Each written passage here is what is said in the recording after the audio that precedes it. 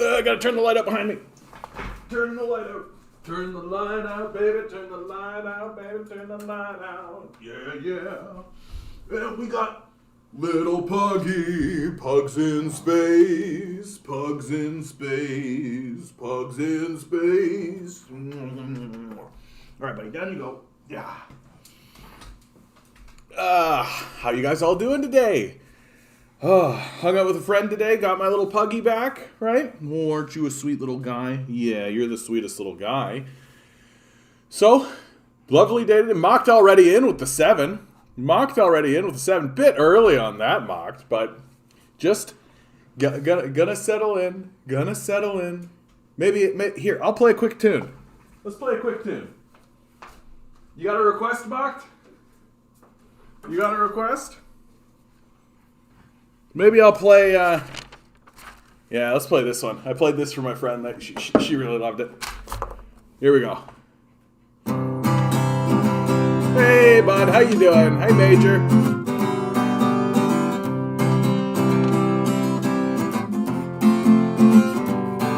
This place is bubbling over. Your money you can keep. I'd rather while away my day dying in the street than spend another moment sucking up to you. You can take this job, put it up your ass, and this is what you'll do. Get fucked. Get fucked. I didn't want this goddamn job anyway. Get fucked. Get fucked. You fucked around and found out. Go away. Just go and get a job that doesn't pay the rent. Go get an education and drown in all your debt. The billionaires don't give a damn how hard they're screwing you.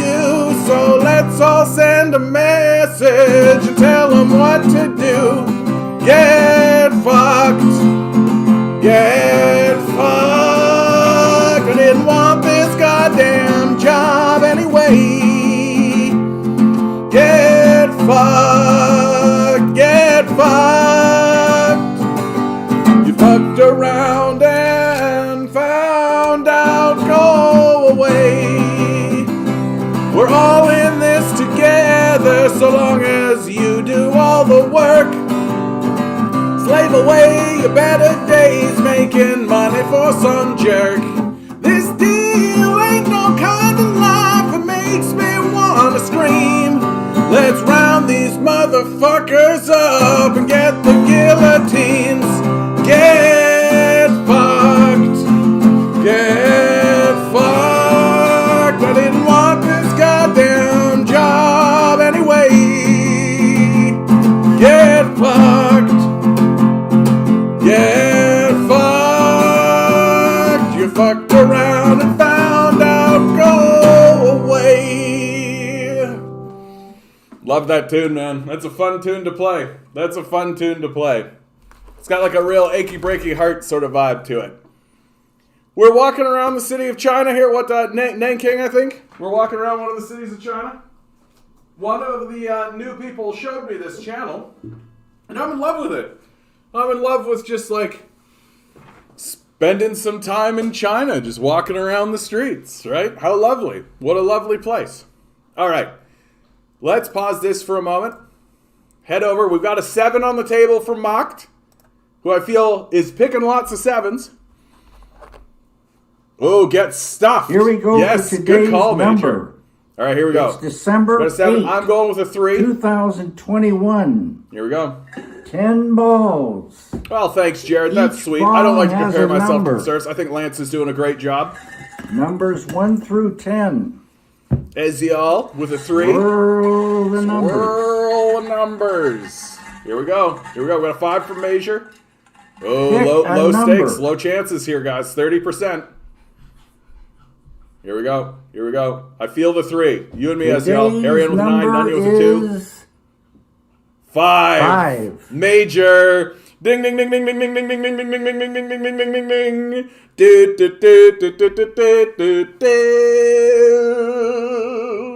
I hope that when I hit 1,000 subscribers, I'm able to like give people like labels and stuff. Like it would be nice to like hit major with some stars or some something, right? But something that's actually celebratory. Like yes, go buy that ticket, buddy. Go. If you've got that feeling inside of you, being like, should I do it or should I not? You do it. Do it. Do it, I tell you. Here's a lady jumping into dumpsters and salvaging wasted food to make massive meals for her community. You find so much of one single ingredient in the dumpster that you have no choice. Oh my god, cherries, there's just so much. You have no choice but to have a big party and invite all your friends to eat your cherries. Cherries. They're just so good. So, when I saw these cherries, against my better judgment, I took them all. We ran out of milk crates early on, so I just took the plastic trash bags that the cherries were in and wrapped them up and took them home. They did not all fit on the counter, so I took them out of their plastic for better cleaning and storage, and oh my god, there's just so many cherries. Like, I can't, I made whipped cream, heavy cream, immersion blended until it's thick and soft. Then I set all the cherries out on the table. I tried one, and let me tell you, it was... The entire community came, and we ate too many cherries together that had come from a dumpster on a July evening.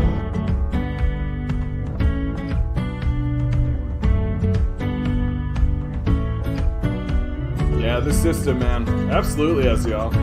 Like, this is absurd. Like, this is absurd upon absurd, right? Like... You first see just how much food can be found in the dumpster. Often people say, oh, those terrible corporations, why don't they donate it all? But food ends up in a dumpster for many reasons, and it's usually not because of negligence or greed. These bananas are spotting. They won't last more than a few days on the counter, so they need to be processed. Today, we're going to dehydrate these otherwise useless strawberries. The mushiest ones are sorted from the rest, and then they're cleaned and cut in half and set on trays. I haven't seen the video of the CEO firing 900 employees over Zoom, but like I've heard of it. Get fucked. Like get fucked with that shit. Like that CEO should be like raked over the coals. Like these people are vampiric ghouls. Like there's nothing to it. Later, do the same to the bananas. Food like this just couldn't be donated to the homeless. Grocery stores can't do the kind of processing we can do in a community kitchen. Waste is built into our society, and I live here. As best I can. Only difference between a dumpster full of rotting potatoes and a platter overflowing with latkes is work and intention. The dumpster potatoes need to be washed and the rotten ones removed. It only takes attention to sort bad from good. Any eyes are removed, and then the potatoes are shredded in the food processor. This will feed my community for months. Next, you add a layer of eggs, and then salt and pepper, and then a thick layer of flour, and mix it all together. Are you sure this is work? Then it's time to fry. It's a sweaty job, and I usually pick up a few burns in those hours that I spend hovering over the fry pans, but I promised you overflowing latkes, didn't I? By putting in this energy, it's possible to transform something useless into something useful. It just takes work. After hopping into a dumpster, you will not look at food the same way again. Waste and decay can be transformed, and the abundance to be found in the trash can change you. I can't believe store price tags anymore, nor can I look at a bag of trash and believe it's worthless. Extremely nice knowing. Now, for me, the value of the food I eat comes from the time and labor it takes to clean and prepare. Dumpstering and processing this food took, 4 hours, but that's not what it's worth. How do you value something that's acquired not with money, but with dirty hands? Matthias, man, you're hitting on something interesting, right? I bet that he feels bad about it. I bet he does. Like, I bet that he does cry about it. I bet that he does have an emotional sort of feeling about it. Because it's the system that's the problem. Nobody is benefiting from this system. That sure, there are people who are making more money than other people, but those people are miserable, right? They're miserable and they're disconnected and they don't feel like they're part of a society. They feel shitty. They don't know what to do, right? Because they don't realize that they should give their money to the poor and that it's the system that's the problem, right? And I wanted to show this video and I wanted to talk about this video because it's something that I've been talking about with all my friends recently, right? Part of this revolutionary project is that we have to stop asking permission. We have been abandoned by vampiric ghouls, or at least the defenders of a vampiric ghoulish system. And the abandonment is palpable. We can't buy houses. Rent is outrageous, right? Prices are going through the roof. We literally have to sell ourselves to a death cult that is hell-bent on destroying the species in order to get base necessities. This is full-scale abandonment. It's time to abandon these people back. And if you want to do something in your life, if you want to achieve something, if there's something inside of you that you want to pursue, stop asking these people for permission. Do you think this lady is asking people for permission when she goes into these dumpsters and she does this stuff? Do you think she's asking anybody for permission? Make them make you stop. Because if we all pursue the things that we know we should be doing and we know we should do, right? The process of them attempting to make us all stop is going to gum up the system so much that they're not going to be able to respond to all of it. Their system is without credibility whatsoever. It's indefensible. It's literally destroying the species, and we do not care. Do what you want. Don't ask permission. Don't feel bad about it. Because they don't care if they put you in the shitter. So if they put you in the shitter, don't ask permission to play with the shit. Real straightforward. Real straightforward. Jared, I don't call myself a Trotskyist or a Stalinist or a Maoist or a Dengist or any of that. I call myself a communist. I'm happy with that moniker.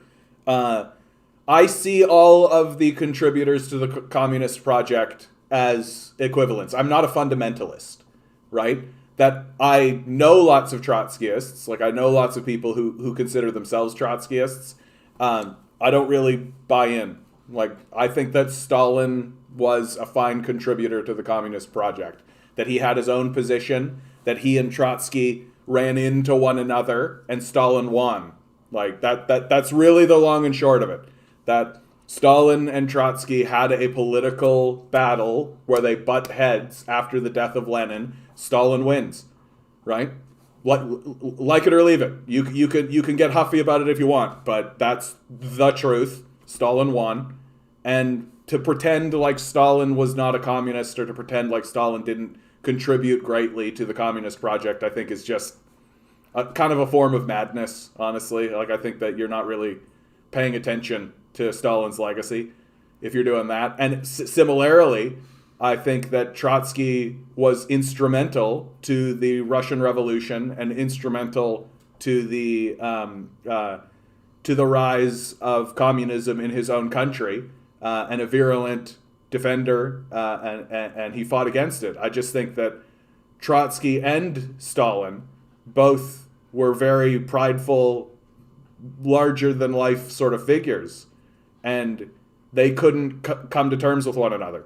Like, if Trotsky had have been able to find a way to accept his loss and remain within Russian culture, I think the Soviet Union would have been stronger for it. But that's not what happened, unfortunately, for the communist project, unfortunately.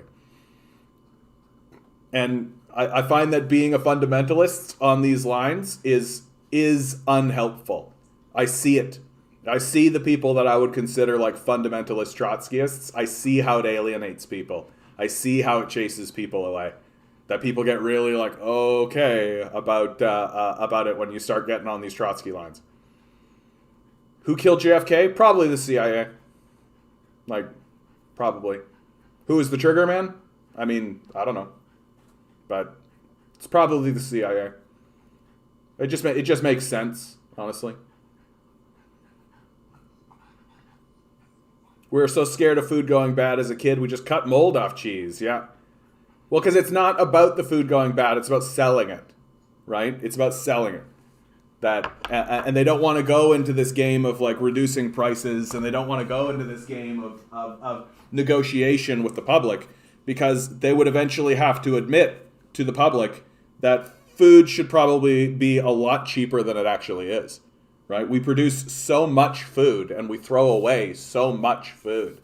Like, and the reason why these corporations are not attempting to donate this food or create some kind of giveaway program is because they know that would reduce their prices, right? They know that they would reduce prices. Well, and Jared, honestly, to answer your question, like, more cleanly, like, I don't think it really matters that much, honestly. Like, the reality is that a United States president was assassinated at all, right? Like, even if it was, like, a lone gunman type, right? Like, that reveals, like, a complete collapse of security measures for the fucking president of the United States. Like, I don't believe it. You know? Like, I don't believe it. That at some point you have to look and you got to point fingers at the CIA, whether or not they were the ones that orchestrated it. Because either they're the ones that got the trigger man to pull the trigger, or they're the ones that allowed the trigger man to pull the trigger. Like, you're genuinely telling me that the United States military and the CIA and the FBI and JFK's own personal, like, security agents, they just, you know, oh yeah, here's a fucking window that's wide open, right, that somebody could take a shot from. Like, that, you gotta be kind of clueless when it comes to security detail. Like, go talk to some of these guys. Like, these guys know their business. They know what to look for. They know what to do. And the idea that, like, oh yeah, I'm gonna line up a shot on the president of the fucking United States. Yeah, okay. Like, I don't buy it. But I also feel like the conversation is kind of a waste of time, right? It's fun to talk about, right? It's interesting to talk about, to speculate on and all this kind of stuff. But, like, the people that we're talking about are guilty of, like, major war crimes. Like, visible war crimes that you can see with your eyes, right? You don't need to speculate. There's no speculation required.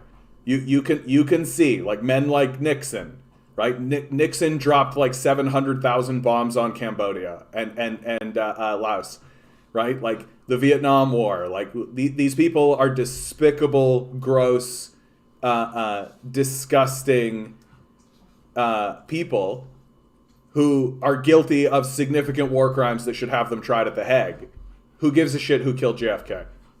Like, doesn't matter. It's not going to resolve anything. It's not going to go anywhere, right? I feel the same way about the 9/11 thing, by the way. Like, I love the 9/11 conspiracy theory, but it's pointless, right? Like, George W. Bush is guilty of significant war crimes. He should have already been put on trial and hung, right? Like, for his many war crimes. For God's sakes, the administration attempted to create a legal justification for torture. Like, these people should be put on trial at The Hague and hung. Like, even today, like, George W. Bush shouldn't go on Ellen. He should go to The Hague. But that's not happening, even though we know he's guilty of significant war crimes. So who cares who did 9/11? It's completely irrelevant. Like, Bush did 9/11, so doesn't matter at all.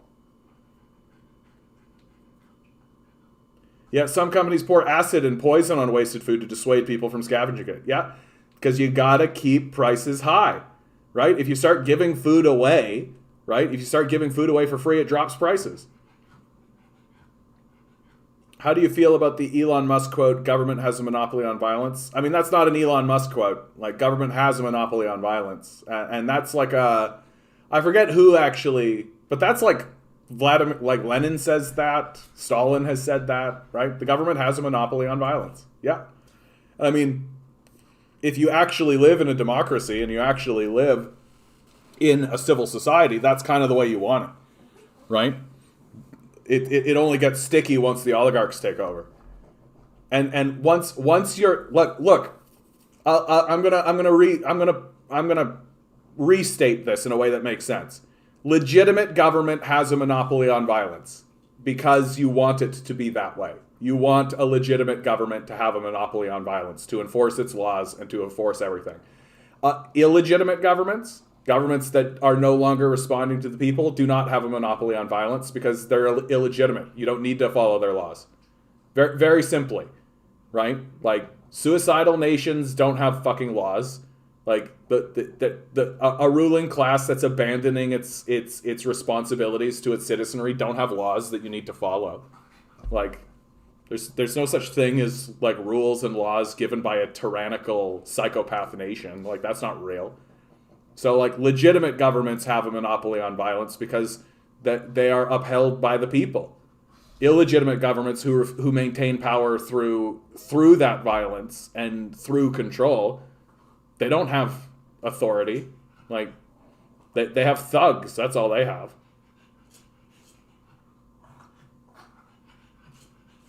Yeah, there's great things coming from the many different forms of socialism. Exactly. Like the Soviet Union was the first shot at it, and it created this spreading communism, and it's continuing to spread, right? And the capitalists have spent billions and billions, if not trillions of dollars, bombing and destroying it as best as they can, and it's not working.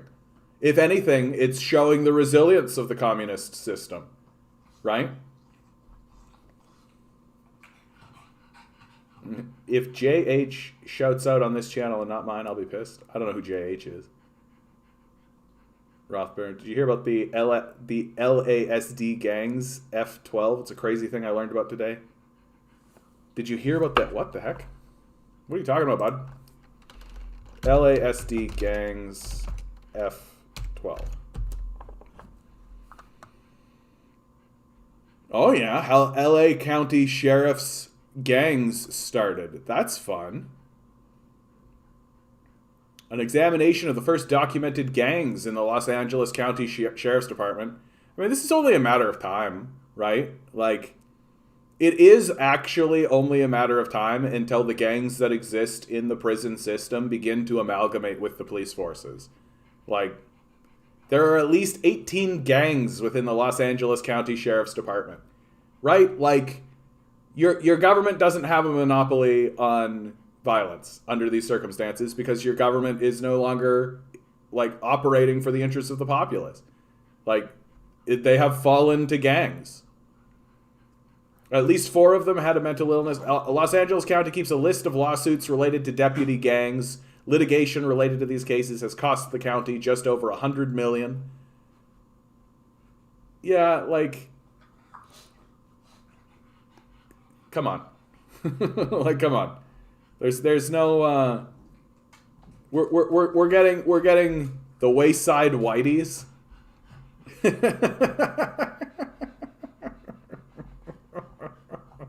The murder of Hong Pyo Lee. Yeah, like I mean, we're maintaining order through like old feudal systems. Just large bands of men with weapons, right? Like it's each one of these gangs might as well be like a knight class, like a part of the knight class, right? Like the society is collapsing into a form of feudalism. People are calling it techno-feudalism. I've heard neo-feudalism, right? But everybody agrees that it's feudalism, all right? Right? That's what we're doing. That's what we're doing. And nobody seems that interested in preventing it. Right? Like nobody seems that interested in preventing it. Which is why I say, like, stop asking these people permission to do stuff. Make them make you stop. Do what you think is right. And make them make you stop.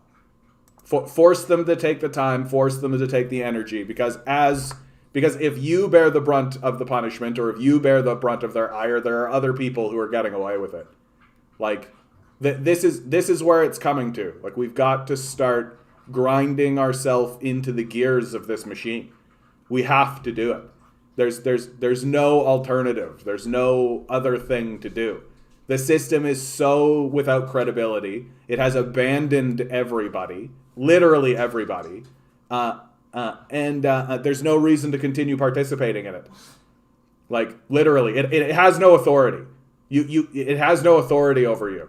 It's refusing to even ensure that you can have, like, shelter, right? It's refusing to ensure that you can actually afford, like, the base necessities for life, right? That if a corporation just decides to shit can you go into the streets. Like, that's what's happening to thousands of people across Canada and the United States. We're being abandoned completely. Don't you dare ask permission. Don't even think that you need to. These people don't have authority, they just have weapons. That's it. I don't know what the word in the English language, I can't find one, that applies to people who are willing to sacrifice the literal existence of organized human life so they can put a few more dollars into highly overstuffed pockets. The word evil doesn't begin to approach it. And like Chomsky isn't talking like abstractly here. I have heard all of our politicians, the entire political class, is actually saying, okay, climate change is causing like breathable air, food, shelter, like all of these things, but money. And these two things are equal and we should and require equal consideration and weight. This is the actual argument. These are the actual forces like that are being put forward by the political class. They are actually saying out loud to you, money should be equal consideration to survival, to breathable air, to drinkable water, to food. These two things should be considered equal. Can you consider, like, is there a more corrupted way of thinking? And the only thing that I can say to these people who are obviously caught in a mass hysteria of money worship is that for every dollar you spend exploiting this, it will cost you $2 later. That's what's going to happen. Because obviously they care more about this than they care about this. Obviously. The very fact that they think it's on equal footing whatsoever shows you that they care more about this than they care about this. Right? This pathetic, ridiculous game that they made up in the first place versus the literal created by the universe itself forces of nature. Like, literally think about how childish this is. The natural forces of the universe created by mysterious forces we know nothing about, that is sustaining our ecosystem, created a garden for us, gave us the land, gave us the trees, gave us the air, gave us this all as a gift for us to live in, okay, on this side, versus money that we invented. We created money out of nothing so that we could facilitate trade with one another. And these are equal, right? This is a battle between gods. You understand?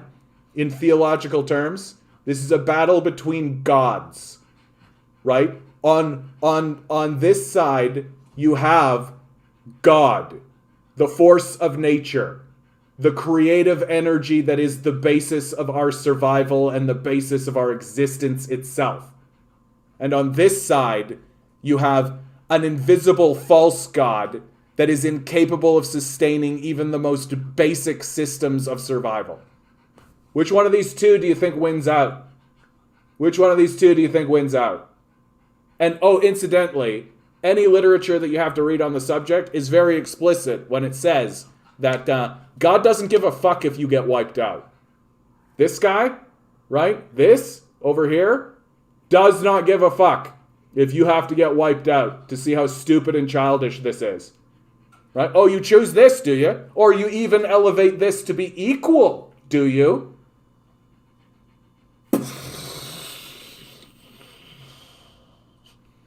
And it won't be close at all.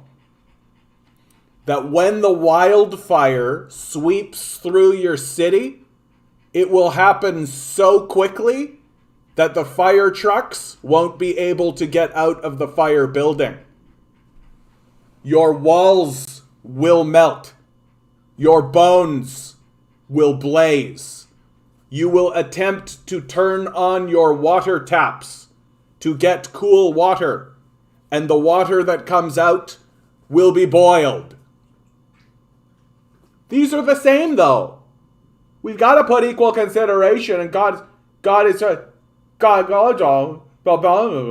I mean, God is without gender. Like, it's a force, right? I said he because of my Christian upbringing. These two forces are in no way equivalent to one another.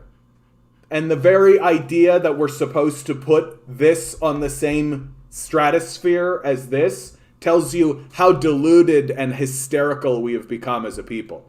This is a mass hysteria. And if we don't snap out of it and actually start realizing, like, oh, this actually is the most important thing. Like this right here, this is what matters. This is bullshit. That if all of this went away, no one would care. No one would care. Even the people who are using the system for what they consider their benefit wouldn't care. They'd literally just go like, oh, and move on with their fucking lives and go exploit someone else because that's who they are. Like, buddy, you ate all the peanut butter. Go get it. Go get it. And the fact that this is what's being openly debated and argued by our leadership, Justin Trudeau, Chrystia Freeland, right? Just shows you how despicable we are as a people. This is what we're voting for, by the way. Oh yeah, money. Money is the same thing as air.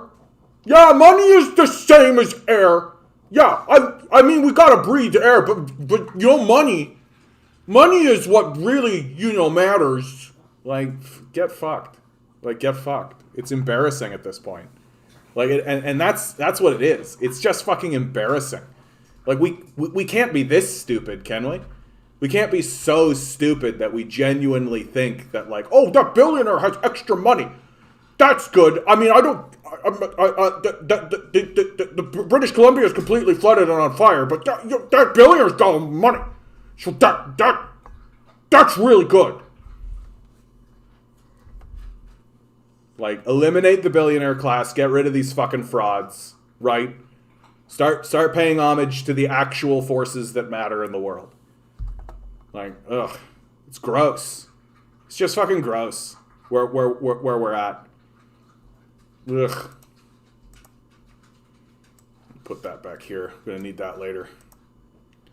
So here's a good one from Joel Harden, right?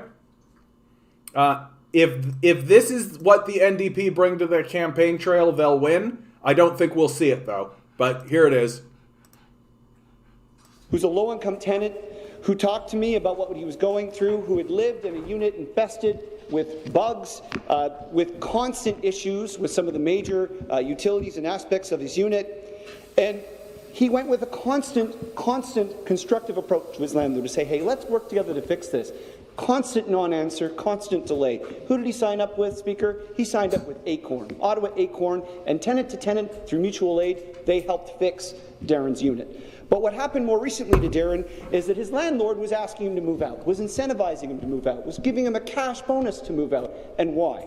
Because someone on Darren's floor had moved out of their two-bedroom unit that had previously been $1,000 a month and had sold that unit not long after for $1,400 a month. And this is happening everywhere. It's happening to another resident in Ottawa Centre, Melissa Niji, who was told when someone acquired her 3-unit building that she needed to think about moving out, after told originally she couldn't. Then she was incentivized through a cash offer. And when she wouldn't move out, and other people in her building did move out, rent increased from $1,640 a month to $2,650 a month, Speaker. This is what's happening all over the downtown. And this is why I salute what the member is doing. The member is asking us to bring sanity and reason to our overheated housing market, to take some responsibility over a housing market where we have seen private investment and unscrupulous landlords balloon a market which is pushing families out of the downtown. We need more measures like this, Speaker. They're constructive for landlords who want a sane housing market. They're constructive for tenants that want a place to call home. And if we can't now, in the middle of a housing emergency, bring sanity and regulation to this market, right now and during this Conservative government, I guarantee you, Speaker, in June, when we have an NDP government, this is going to be done. Help is on the way to tenants. It's going to be on the way today, or it's going to be on the way in 6 months. Thank you, member for London North Centre. Thank you, Acorn. Thank you, Darren. Thank you, Melissa. Don't stop fighting. Like, those guys never show up. Like, the NDP don't campaign this way, and it drives me crazy. Like, it drives me crazy. Like, where are these guys on the campaign trail? I never see them. Like, Canada will vote for that. Canada will vote for that. Let's, I want to play a quick game with you guys, right? If you know the answer to the question, mocked, I'm looking at you, bud. Don't answer, okay? But if you don't know the answer to the question, legally, in the Soviet Union, how much could a landlord charge, right? What percentage of your income could a landlord charge, right?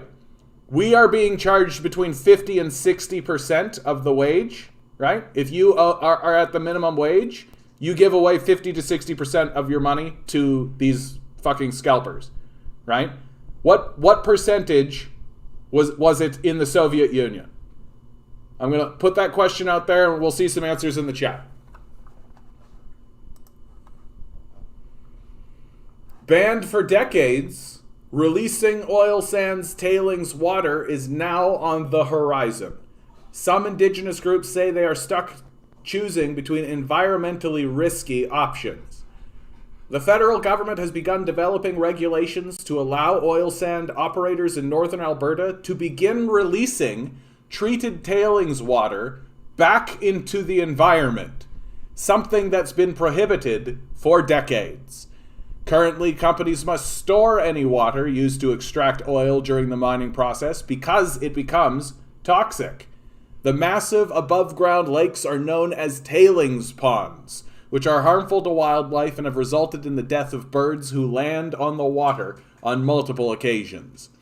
And grinning guys, getting the number right away, 4%. 4%. Think about how much money you're spending on rent, right? And then ask yourself, what if it was reduced to 4%?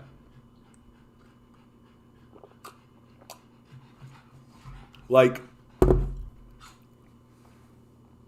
even 10%, right? Even 10%. How much better would the economy be, do you think?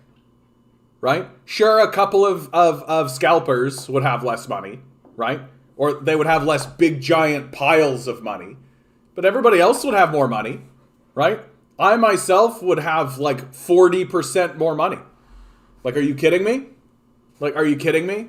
And people are like, oh, I wonder why communism's wrong. Why are people, I don't understand. Like, what are you talking about? You don't understand, right? This system is collapsing and it's extracting as much as it can before the collapse occurs.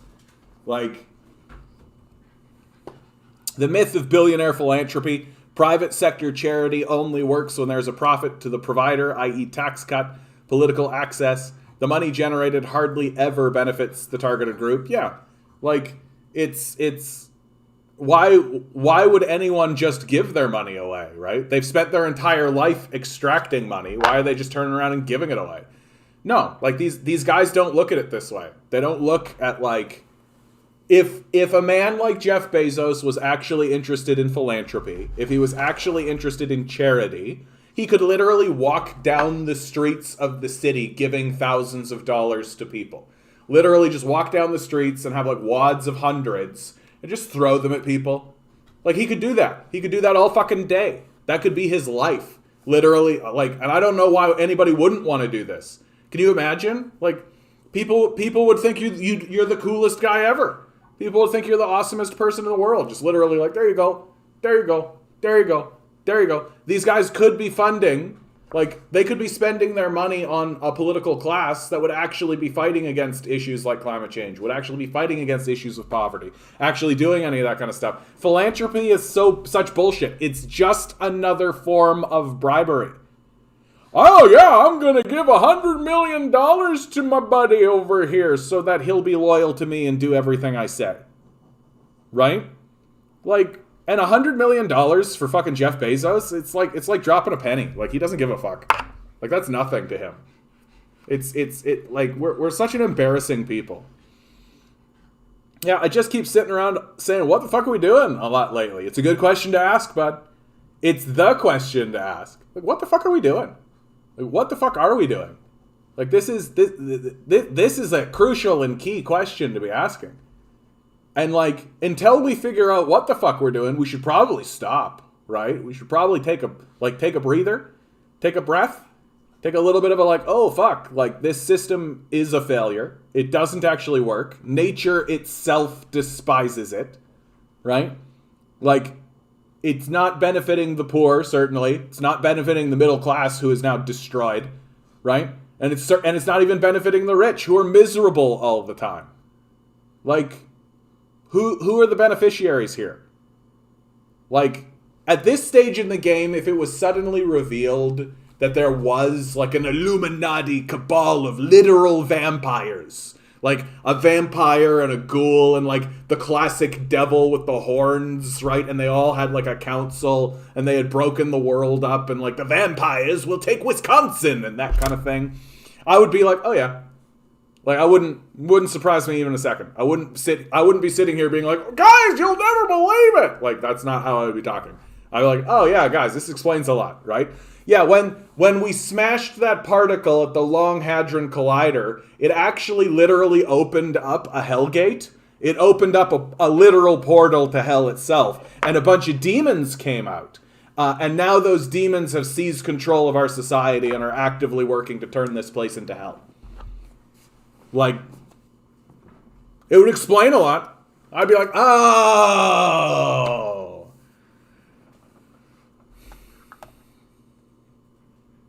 It's actually cheaper paying a mortgage than most rent prices. Yeah. Well, why do you think? Because we're paying for those mortgages, right? That's what rent is now.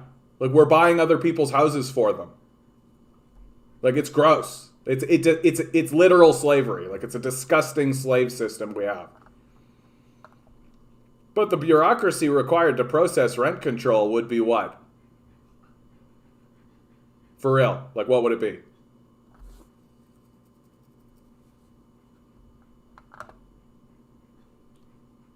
Like, like for real. Like, really ask yourself the question. The bureaucracy required to process rent control. Can I tell you how it should actually look? You should say 4% of income, right? You can even say 4% of the average income, right? That's your rent, okay? And if you go over it, you go to jail. Like, how long do you think it would be until people would be like, okay, we'll stick with it, right? Like, fuck this fining shit. I'm over this. Fines don't matter to the rich. Fines don't matter to the rich. Put them in jail. Jail, please. Hey, Alex, love you too, bud. Good to see you. We Charity, Roman Catholic Church, pizza parties. It's all a fugzy. Fugsy? Fonzie? What's that? Ponzi? Is that what you're trying to say? Yeah. They don't just not want you to rise up. They want to keep you poor in the hopes that it kills you. Yeah. Honestly, like, and there is an element of that. Like, I'm torn. Like, on the one hand, I think it's easier for us to believe that these guys are like sitting in rooms and being like, and then the poor will fall and they will die. But I think it's actually probably more likely that they're like just fucking morons. You know what I mean? Like, that they literally think that, like, yeah, chaos brings order, right? The free market will decide, the invisible hand, all that kind of stuff, right? Like, it pays to remember that a lot of these guys really are like, at any moment, Jesus Christ will return and he will create a heaven on earth where all of us, let's open our Bible and pray, right? And they believe that shit. Like, they really do. Like, they believe it. Like, and if you're walking around believing that, if you're walking around talking about a magic book that has a wizard in it, that you don't even pay attention to what the wizard says, right?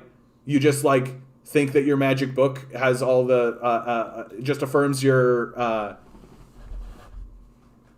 if rich rent at 2% of their income, where do we end up? Like, if the I don't understand, Ward. Sorry, bud. Like, if the rich rent to us at 2% of their income. Capitalist thought always supposes that public social structures should make a profit. They whine that it loses money when they are not meant to generate dividends. Yeah, like, when you are a capitalist fundamentalist, you literally cannot understand what a government actually is. That's why you get a lot of these people who are coming in to government over the last, like, 40 years saying that government should be run as a business, because they literally don't understand what government is or how it works, right? Governments are not businesses, right? Businesses can't create money. Governments can, right? Businesses cannot destroy money. Governments can, right? Like, and it's because of this normalization of idiocy, which is what it is. Like, it's a form of illiteracy, and I see it all the time. People are illiterate about how the government functions at all, right? And I don't consider myself like incredibly literate. Like, I'm not a government worker, but like when you talk to people who are in government, they understand pretty explicitly. Like, yeah, no, government's not a business, nor should you run it as one, right? Like, you can't fire citizens. You can try, and they are, right? They are trying. But, like, yeah, nations aren't businesses. Citizens aren't clients. They're not customers, right? Nor are they workers, really. You can't fire them. You can't fire your citizens. Like, you're stuck with them. That's who they are, right? And the more you realize it, the more you think about like what a government is, how it operates, what's it for, the more you realize that like, oh, it's not the businesses we should be supporting, it's the people. Why? Because the people are what make your civilization. Without people, you have nothing. That's the core reason. Like, I talk on this channel all the time about linchpin arguments, right? Things that you should be focusing on that are linchpins, that if you pull them out, the whole structure comes apart. Or if you build around a solid linchpin, everything you build around it, right, will stand. And here's an absolute linchpin point. If every business suddenly disappeared, you would still have a civilization because you'd still have a people. If all your people disappeared, your civilization goes with it. Right? It seems obvious, but we got people walking around saying chaos brings order. So and the Americans and Canadians, honestly, are about to experience a dark age. We're about to go into a dark age. And the reason why we're about to go into the dark age is because we have abandoned enormous sections of the populace into poverty and homelessness, into the streets, when those are the people who actually provide the productive nature of what makes a society and a civilization work. That if you empower people, then they do things that are productive to the society, to the civilization. Even if that is as simple as tending their own garden, or even if it is as simple as drawing, or putting on a play, right? All the things that the neoliberals despise, right? Well, too bad. That's how you have a civilization. You can't simultaneously hold up the works of Shakespeare while denigrating and disparaging the people who would like to participate in that. But John, the shareholders, won't someone please think of the shareholders? Yeah, I will think on them very well while I throw them into the ocean. Like, get a job. But that's just it. Homelessness is not like the firing of the citizens, right? When someone is homeless, they require massive social services in order to maintain their homelessness, right? Police cost money. Shelters cost money, right? Food banks cost money. Emergency doctors cost money. Emergency dentists cost money, right? This all costs money. It's extremely expensive to have homeless people in your society. It's far cheaper to take people and give them houses. You give people a home, you give people food, right? And you say to them, okay, you've got your support system. You can operate from here now, right? That's how you create a productive citizen. That's how you actually allow people to join the wider economy and be part of a society, right? You ensure that they're safe, right? Like we all know about the, the hierarchy of needs? The Maslow hierarchy of needs. Like, I'm sure that we have all seen this, right? Well, guess what? This all exists. This all exists for societies. If you don't have food, water, warmth, or rest, right, you're certainly not going to feel safe, and you're certainly not going to be able to pursue intimate relationships or friends, or a feeling of prestige or accomplishment, or achieving your full potential or creative activities. You're not going to be able to actually do any of this, right? And when people say to me, like, oh, if you give people food and shelter, they'll just sit around and be lazy. That I can't imagine a larger insult to put at the feet of a human being, right? And a more ridiculous phrase has never been uttered in human civilization. That, oh, humans who have their welfare taken care of will be lazy. Get the fuck out of here. Like, that's trash. Like, you're the dumbest person alive if you're saying that shit. Like, it flouts literally every piece of evidence we have. And it is a statement that is made without evidence. It's completely bereft of evidence. Like, we're already in the dark space. Our systems have failed the people, and it ain't changing for the better. We're in a world of depression. Even if the media is touting a recovery. Yeah, the jobs haven't returned. Well, and their recovery is all about, like, oh, rich people are making lots of money. Again, right? This is real. This is not. The winter will destroy millions worldwide. Yeah. I mean,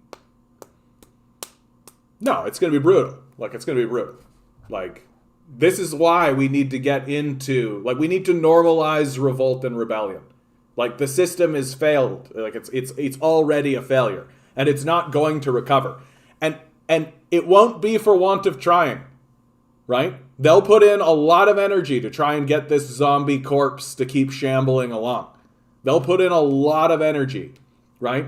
The system itself is a failure. You can't breathe life into a corpse. It's not going to work. Fundamentally, it cannot work. It is a structural failure. And all they have left, because they refuse to acknowledge the structural realities of what capitalism is, due to whether that's on purpose or due to their illiteracy, they will be unable to respond rationally to it. And many of them, like I'm talking now about your Petersons and your Shapiros, right? Many of them even deny the existence of systems in the first place, which I can't imagine a more childish position to take. Like, literally, the people on the right of this conversation are denying the existence of systems while voting for people to take control of those systems. Like, this is how terrifyingly detached we are from reality right now. Just a thought on mob mentality. I've always thought that Maslow left out self-annihilation. People long to be subsumed into big ideas and movements that relieve people of their individuality. I mean, belonging and love needs, right? Just because it's not framed here. But I see where you're coming from. No, I mean, like, cults. Like, what's up with cults? Right? It's worth analyzing. Like, cults are crazy. Like, what's up with them? And they have their own logic, and they have their own, like, systems of Peterson argues that hierarchy is embedded in individual nature. I mean, okay. But that doesn't mean anything to me. Like, nor does it make, like, it's kind of an incoherent statement that doesn't matter, right? Like, not that it's incoherent, but just like it's beside the point. Hierarchies exist, whether individuals or collective groups, whatever. Hierarchies exist. Everybody acknowledges that, right? A group of individuals within a hierarchy can create a piece of legislation that we all abide by. And then those individuals can leave the hierarchy, and a whole new group of individuals can come into the hierarchy. And the rule that was passed by the original group is maintained unless the individuals come and change it, which they haven't, right? That's what we're talking about when we're talking about systemic issues. Like, it's very clean cut. Like, it's very straightforward. And if a person like Peterson is not understanding it, it's because he doesn't want to. Very straightforwardly. It's because he doesn't want to. Because he doesn't want to admit that there is such a thing as systemic racism, because that means that standing in the way of people who are trying to absolve it makes you a racist, right?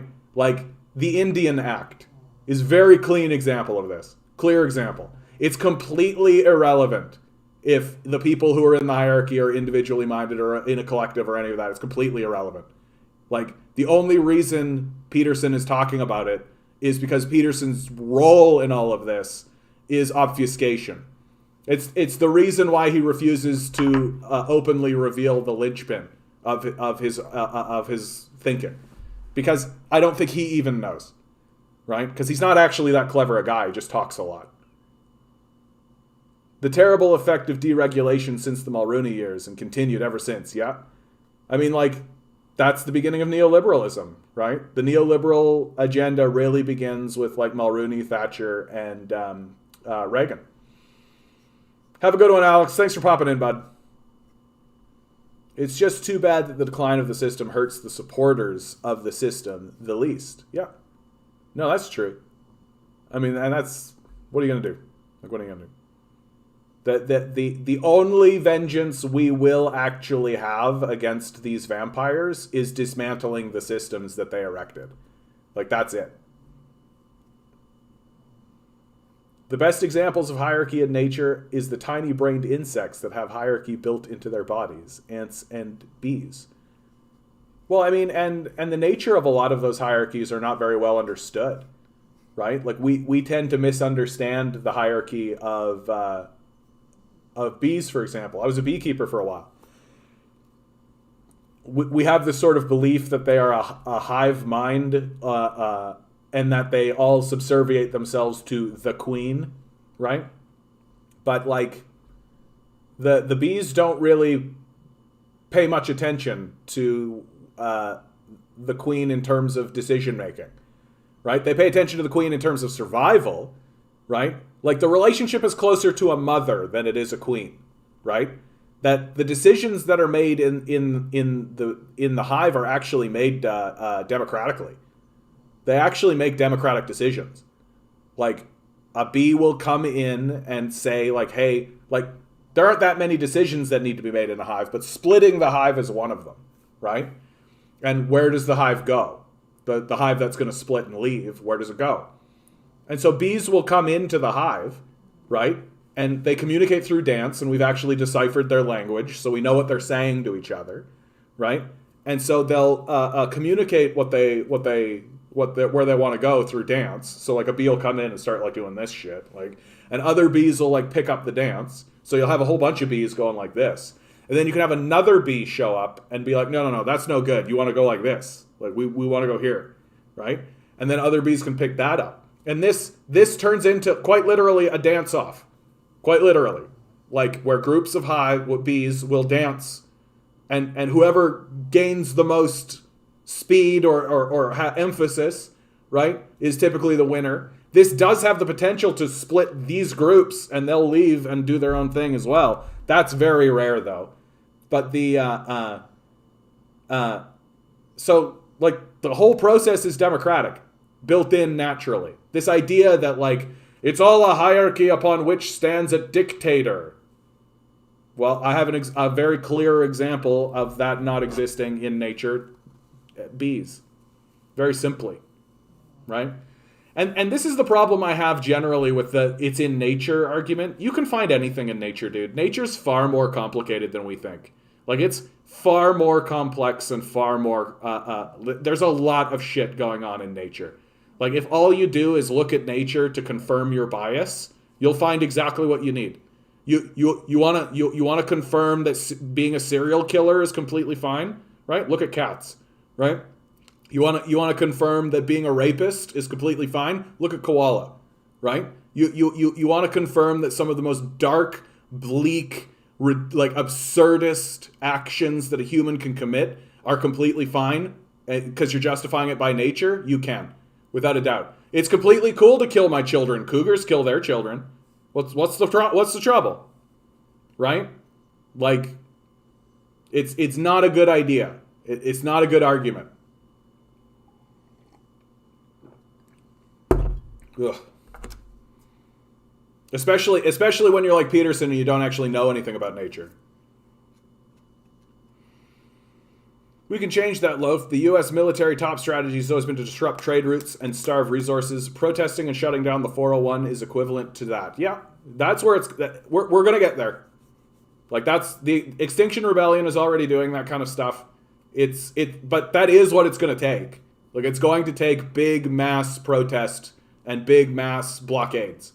And like, we're already seeing the blockades. They're not particularly well reported anymore, but we're already seeing that shit. It's already happening.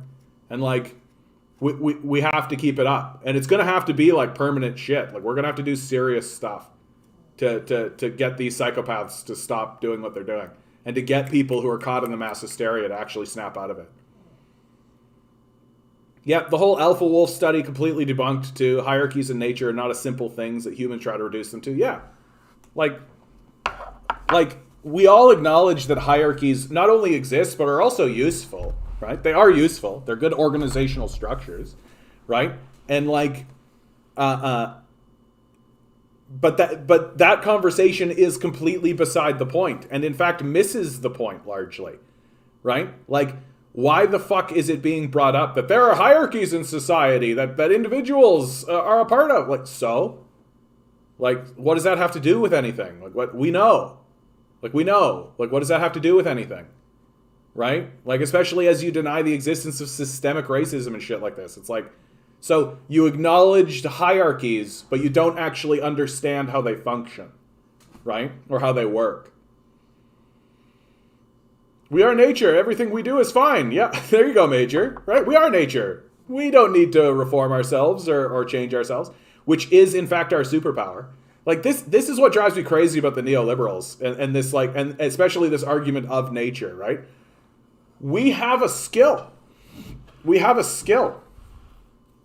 We have a skill that separates us from all the other animals, and that skill is that we have the ability to articulate and understand abstract thought. That I can talk about, like, I can draw up a plan for something, and you can come along and understand it, and like redraw it, and like we can have a discussion and come to a compromise in an abstract space, right? And then we can move forward with an understanding of that, right? And then act from that abstract agreement, right? That's a skill. That's an evolutionary skill that we have been given by the universe itself. And the neoliberals are fundamentally telling us not to use it. Like, get fucked. How dare you tell me to do that? Like, how dare you? We should plan. We should plan. Fuck your chaos brings order bullshit. Fuck your free market capitalism. I know, buddy. I know. Fuck neoliberals, right? Fuck these neoliberals, right? Like, get out of here with that shit. It's trash. It's garbage. It doesn't mean anything.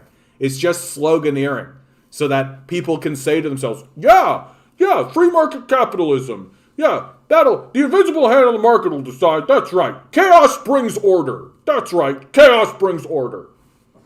Like, it's incoherent, like, child babble. It's just like literally shit that little children say. And we've based our whole fucking civilization on it. Like, it's embarrassing. We should make a plan and enact the plan. I don't know why that's controversial. We have the ability to do it. We should. And people will stand up and be like, that's authoritarian. Yeah, okay. Rules are authoritarian, right? Creating a rule and following the rule is authoritarian. Bedtimes are authoritarian. That's literally what I hear. Like, we need to grow up. Like, we need to grow up. We've been ruled by children for so long. Like, and so much childish nonsense has been normalized. Like, stop asking permission for things. Do what you want, right? Because the people who are ruling this place are literally like garbage-brained children. The leaders of a wolf pack aren't the leaders because of some form of social Darwinism, because they are the parents. Yeah. Like, I'm older, I'm here, I'm bigger, I'm stronger, I kind of know what's going on. I'm the leader. right? And that doesn't, like, and when wolves get old and the younger ones become, like, the alpha, like, which is what's happening, by the way. Like, all these fucking boomers are old now. They're old and they're demented and they're like losing touch with reality. And let me be really clear when I say like this, because I know that's a very insulting thing that I just said, especially to the boomer generation. But, like, in the nicest way I can possibly say it, even the most empathetic, well-meaning, lovely boomers that I have met are incapable of understanding what's going on in today's economy. They are incapable of understanding the scale of the abandonment because they at no point in their life experienced that, right? At no point, even now, they are not experiencing the scale of the abandonment that we are experiencing. So to take advice from them, to take advice from people who simply do not know what's going on, no, it's over. We're the adults now. Like, I'm almost 40. We're the adults now. We're the ones that should be taking charge. And what we should be doing is destroying this whole fucking bullshit thing. Just bye-bye. Table over. We should no longer participate in this. It should end. Like, what is your thoughts on the general strike? How long will it last? There is no general strike. There are strikes that are going on. A general strike would be like 40 million people. Like, there are strikes.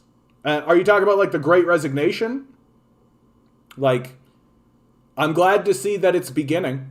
I'm glad to see that the energy is there. But, like, when FDR passed all of the reforms that happened, right? He did it while there were millions of people outside of his door. Like, he literally was, like, writing at his desk and could look out his window, right? Like, out his window, and he could see 1 million people standing there holding communist, the hammer and sigil, the hammer and sickle of the communists, with big banners that were saying revolution, holding up pictures of Stalin and Lenin, saying, like, we can revolt, dude, we can do it. Like, we can do this. At any moment, we can come in there. Right? Is that happening now? No. Not a general strike. Like, I'm glad to see that John Deere has gone on strike. I'm glad to see that Kellogg's has gone on strike. Right? We need to surround the halls of power and redraw the Constitution. And literally say, like, this is the Constitution now. We don't, this worthless document that is the basis of your slave society. No, it's gone. We decide our own destiny. We are social beings. Yeah. And, like, one of the great hallmarks of this era, of this age, right? And how you can tell we're in a mass hysteria is this insistence that humans, who are pack animals, we've always been pack animals, it's the core of our success as creatures, as beings in the universe, is that we are collective. And we are collectivists. We are pack animals, and a hallmark of the hysteria is that we're constantly being told that we're actually individuals.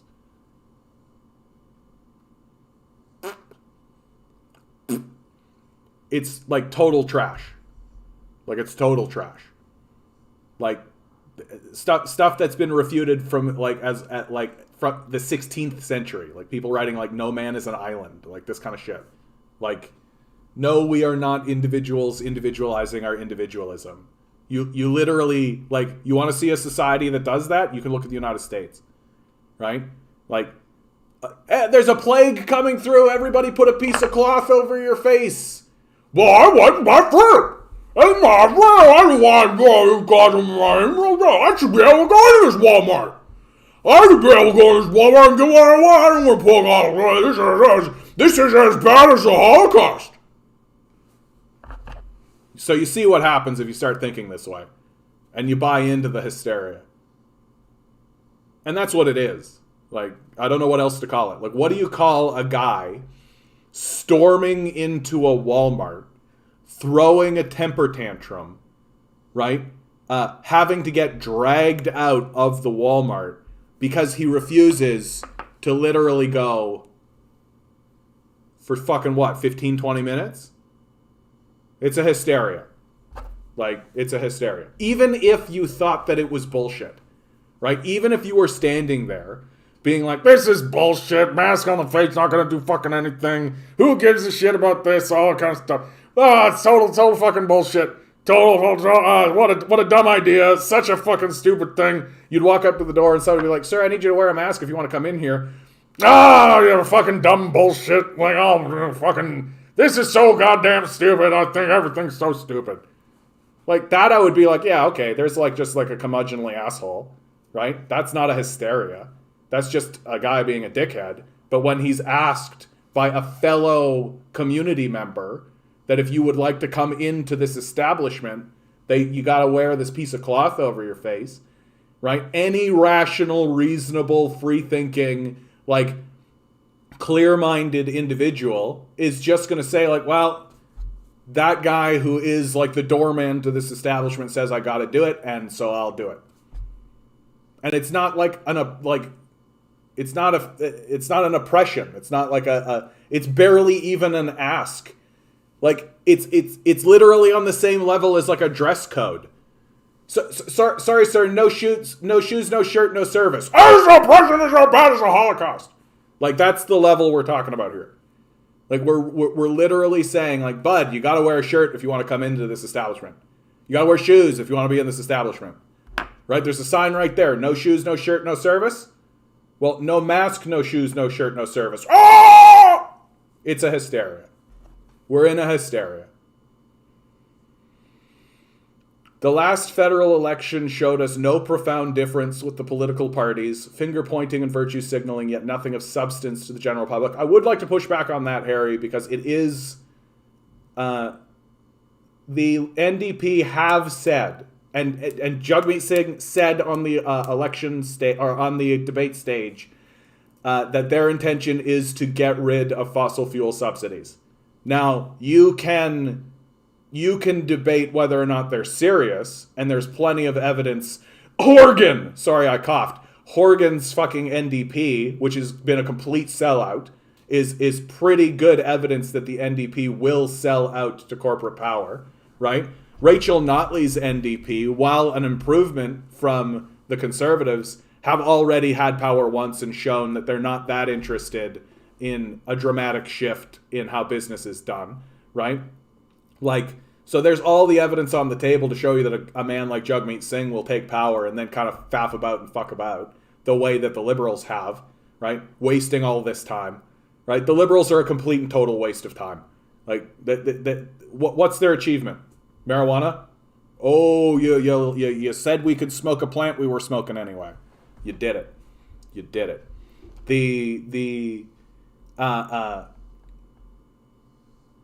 But all of that said, the NDP are saying out loud in front of everybody, we're going to get rid of these fossil fuel subsidies, right? And even saying that we're going to get rid of the fossil fuel subsidies is reason enough, right? Because that to me is number one. We should have already done that. Like, stop funding the problem, right? Doesn't that seem reasonable? Doesn't it seem completely rational to say, like, hey guys, we've got a problem. Holy shit, there's a problem. We need to do something about the problem. Well, step one, right? So assumed it is that it shouldn't even be a step. Step one, stop funding the problem, right? Turn it off. Oh, but if you do that, then the capitalists will then nationalize the fucking thing. Get these capitalists out of the conversation, right? We need adults in the conversation. We need people who are actually like, oh, there's climate change versus money. Who gives, what the fuck are you talking about? We make money. The government literally prints money. Literally. Like, literally. Get fucked. Like, get completely fucked.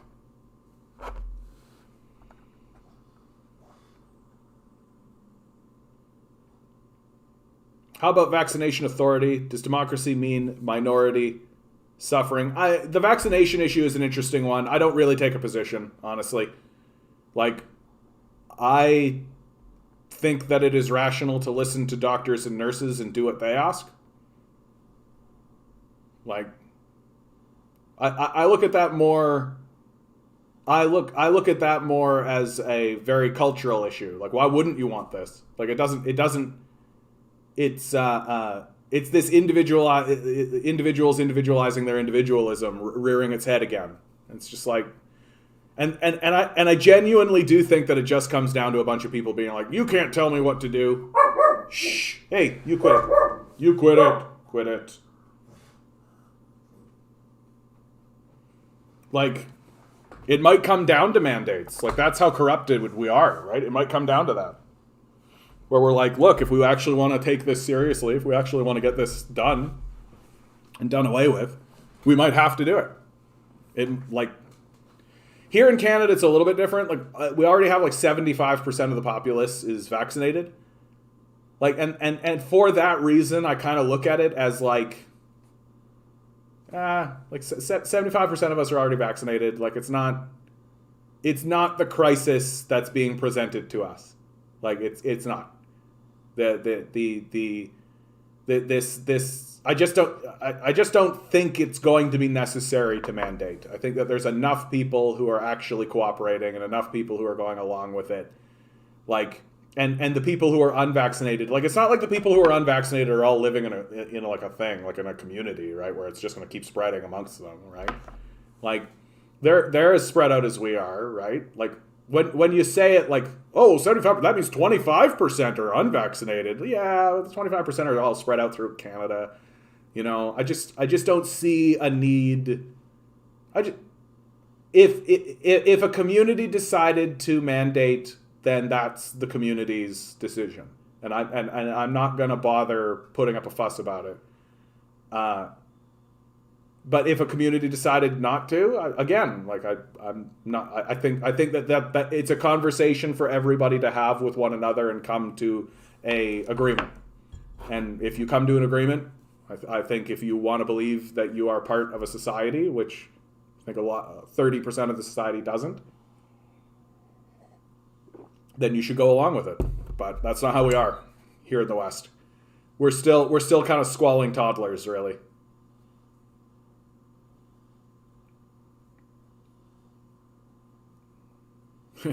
I had to add it was collectively because we decide our own destiny is bad advice to give to an individual. Yeah. But I mean, like, look, this is what makes the collective versus individual conversation difficult. Because, like, each and every person is an individual. Like, you are. Like, you are your own person. You are the expert of your own life. No one can tell you how to live your life because you're the expert. Right? That, I actually really hate even giving advice, right? Like, sometimes people come in here and they ask me advice and I'm just like, I don't know, dude, live your life.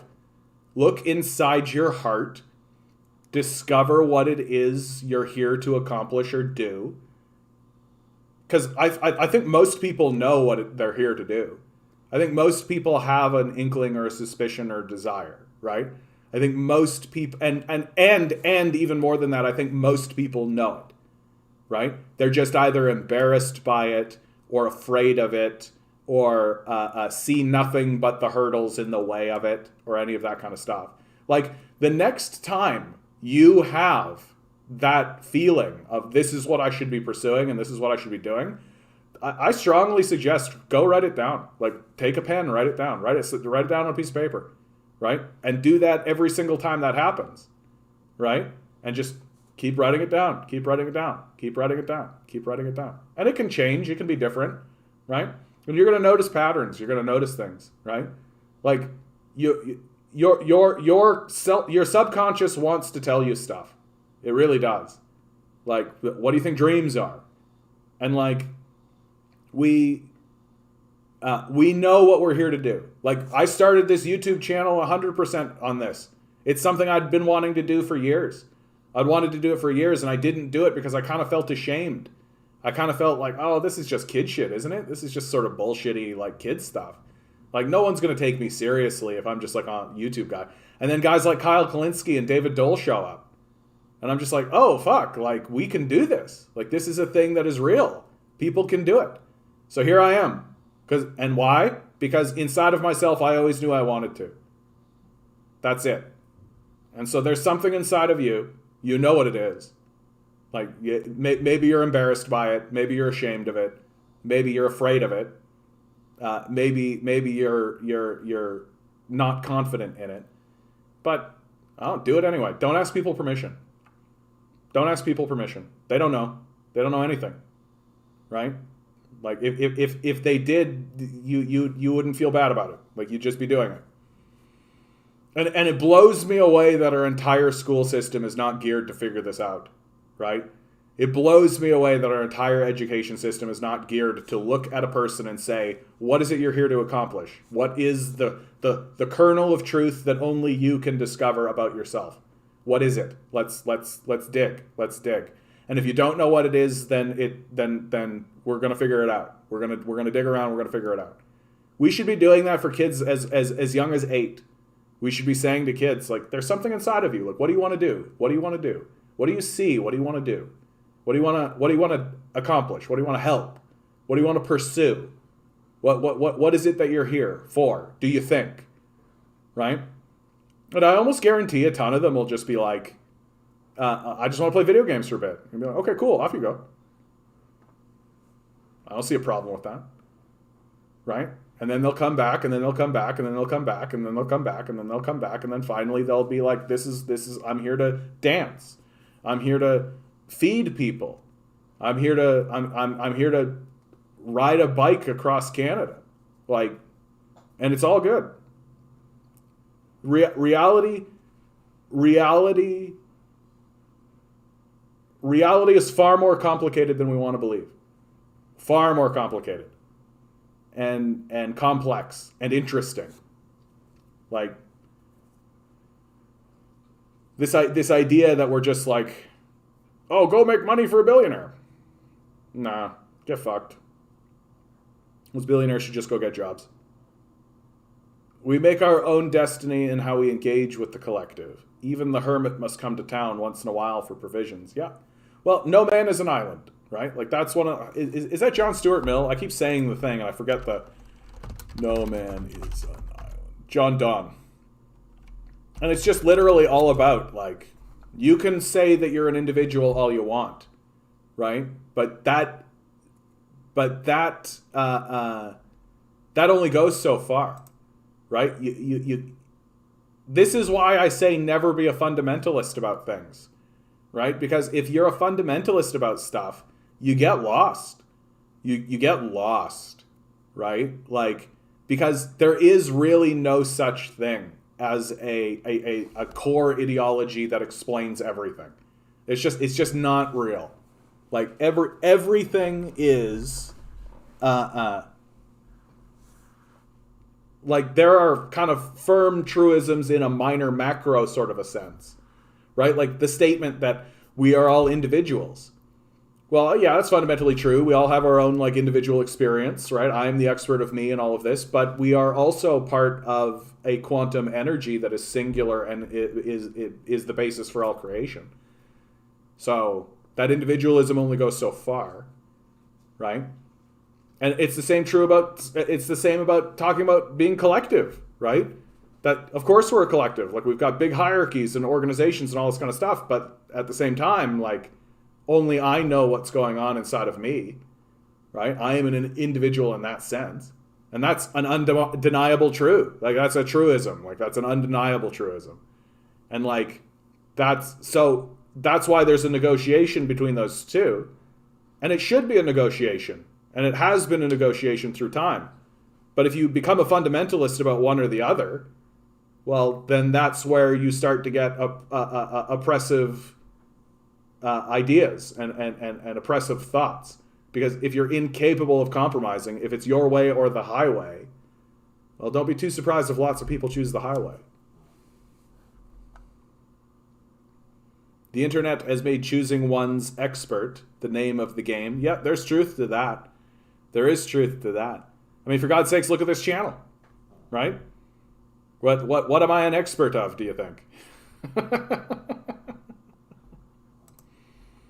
Can one be an expert truth teller? Is that possible? More than half of young potential buyers in Toronto have given up on ever owning a home, survey finds. This couples with one from CTV News, which is a majority of Toronto's Generation Z have given up on the dream of owning a single family home. Like, let's see if they even attribute it to what's actually going on. Higher density, never purchased, 75%, yeah, likely still. This is just focusing on. Yeah, reported last week that 9,017 homes changed hands during the months of November, up 3%. And in addition, the average home price in the region increased, almost 22% jump in a year. Yeah. Demand for all types of Toronto housing continues to outpace supply, yeah. Why do you think? There's billionaires in the market, right? Yeah, no reporting on the reality of what's going on there from CTV. Once again, covering for the billionaire class. Because what's happening in the housing market, guys, like, it's not a fucking mystery, right? It doesn't take a genius to figure this out, right? You don't need to be like a super smart, like, accounting genius. You don't need to be like like high-level economist. And I actually think if you're a high-level economist, you're actually at a detriment, right? Because you've bought into the bullshit. If you've been trained in this society in economics and neoliberal economics, you're worse than someone who knows nothing. Because you got to cleanse yourself of all the garbage in order to figure out what's actually going on. And what's happening here in Canada and in the United States, right, is patently obvious, right? You've got billionaires buying up the market. As high as 25% of the market, that's 1 in 4. That's 1 in 4, right? Houses are being used for speculative gambling purposes. Do you think that that's reducing the amount of supply? Then on top of that, another 10% at least of the market is being used strictly for money laundering. Do you think that's going to have an effect on the supply? Right? And then, I don't know exactly what percent this is, because I don't think anyone's ever actually done the census required to figure it out. Then you've got Airbnb. Right? You've got this Airbnb bullshit going on. You think that's going to have an effect on housing prices? Right? And it doesn't matter if you put a tax on this.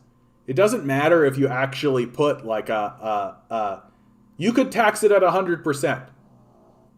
The billionaires will still buy the housing.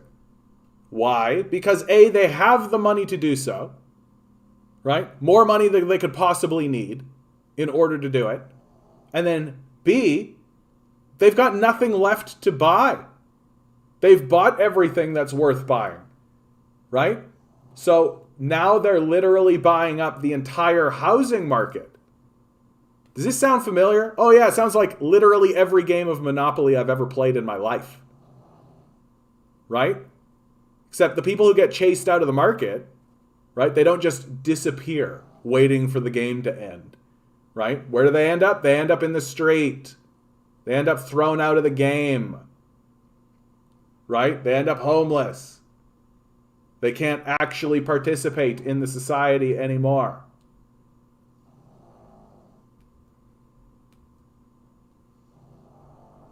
Like, it doesn't take a genius to figure this out. That if you have 10 of something, right, and one of those things is just being used so some asshole can launder money, and another 3 of those things are being used by house scalpers who are just holding on to it, and then even another 10% of those are just being used as Airbnb, right? So you've sliced it from 10 houses to 5. But you've got 10 families. What do you think's going to fucking happen? And this is sort of precluding the idea that the billionaires aren't also just going to buy up the rest of those houses. Like, and like the billionaire class, like there's this narrative that exists in economics and economic circles where they're saying like, well, yeah, people are buying those houses so that they can speculate on them and turn around and sell them again. No, I don't think so. I think they're buying up those houses for land. I think that's what they want, is that they want the land. They don't care what's on the house. Like, they don't care about the house. The house is superfluous. They can knock that over and rebuild a new house. They're billionaires. They don't give a shit, right? They are anticipating a market crash. How do we know that they're anticipating a market crash? Because they're betting against the market, right? Like, and everything's a grift now. Like, the reason they're telling us, like, oh, there's a great recovery going on. Look at the chart, the numbers going up, is so that a bunch of gullible rubes will buy into the market as hard as possible, so that when the market collapses, the people who bet against the market will make out like bandits, right? And I'm talking about like Vanguard, right? Citadel, like the high-level hedge funds are betting against the market. They're expecting a market collapse. And so what do you want if the market collapses? What do you want to have access to? Well, you don't want liquidity. You don't want money, right? You don't want any of that. You want hard assets. Like, you don't want to be in currencies, you don't want to be in bonds, you don't want to be in treasuries, you want hard assets. What's a hard asset? Land. Land is a hard asset. So this housing market that's happening here, they're getting ready for the crash. They're preparing for it. They know it's coming because they're the ones planting the C4 at the base of the tower. They're the ones that are actually causing the thing to happen, and they know they're doing it. Like, it's a scam. Anytime anybody stands up and says, like, oh, the market, it's recovering. Oh, look. Right? It's exactly the same as when a rich cocksucker tries to convince you to buy Bitcoin. Right? This fucking Ponzi scheme. That's obviously a Ponzi scheme. Like, they got to get their money from someone. We need a sucker. Who's the sucker? We need another sucker. Where's the sucker?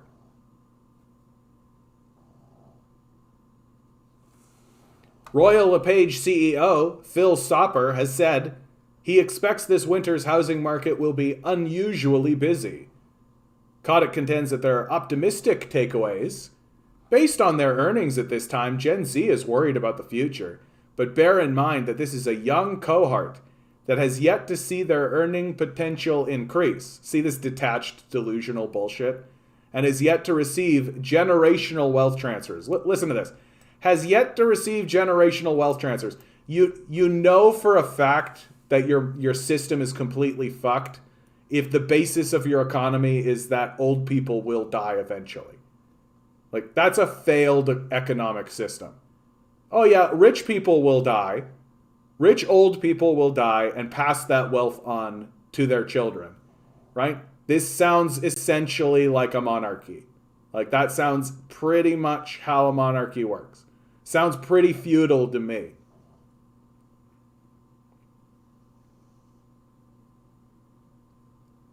If you look at a chart of the S&P 500 or the Dow, you could have bought any time in history in the last 100 years, and you'd be crushing inflation today. Never bet against the markets. I mean, the 2008 financial crisis, the 2001 dot-com bubble burst, that collapsed the market. The only way the market crashes is if Russia beats the USA and WW3 starts their own Ponzi. The market has crashed on average once every 10 years, dude. Like, where you been? Like, not to be rude. The market crashes on average by itself without interference. The capitalist system collapses entirely to the ground once every 10 years. Like, the 2008 financial collapse, like, in my lifetime, it's happened 3 times. Like, I literally don't know what you're talking about. long-term S&P Dow John. I mean, people lost their shirt. Like, go watch the movie The Big Short. Like, people lost their shit. I'm not talking Bear Stearns. What are you talking about, bud? Like the S&P and Dow. Okay. Like, the market collapses, people lose their fucking money. Like, that's what happens. And to salvage it, they need to sacrifice shit. Right? Like, that's what happens with, like, the Lehman Brothers, and that's what happens at Bear Stearns. Like, those were the sacrificial lambs. Old people will die, and maybe there will be transferred something other than debt. Yeah, maybe. Maybe. But, like, it's retreating into, like, a feudal state.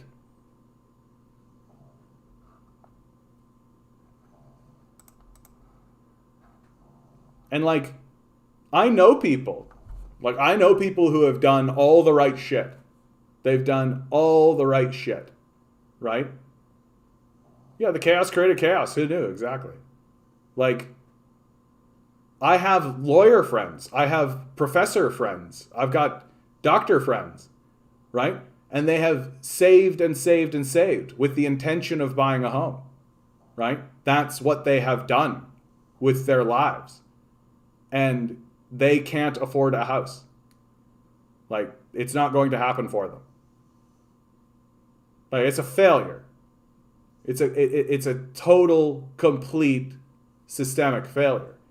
And a failure that is not going to... it's a failure that creates its own antagonists. That the system creates its own antagonists. Yeah, capitalism keeps on ravaging the world and making more money, but at some point there's nothing left to ravage. Well, my favorite thing, like Peterson said it in his debate against Slojavjivjav. I can never pronounce this guy's name, but he said, well, at least capitalism creates wealth. And it's like, no, it doesn't. Capitalism steals wealth, right? Who owns the vast majority of the market? Yeah, it's the rich, like the wealthy people, right? Like, the stock market is rich people's feelings.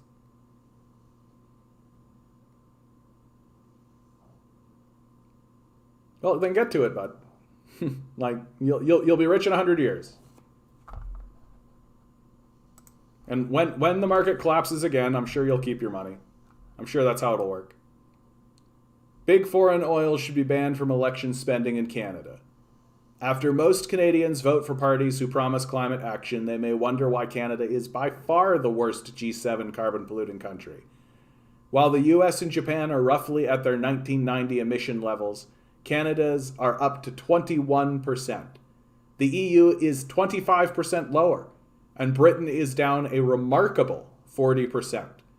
To learn why Canada always breaks its climate promises, I investigated the influence of big foreign oil, because the production of oil and gas is Canada's greatest and fastest growing source of carbon pollution.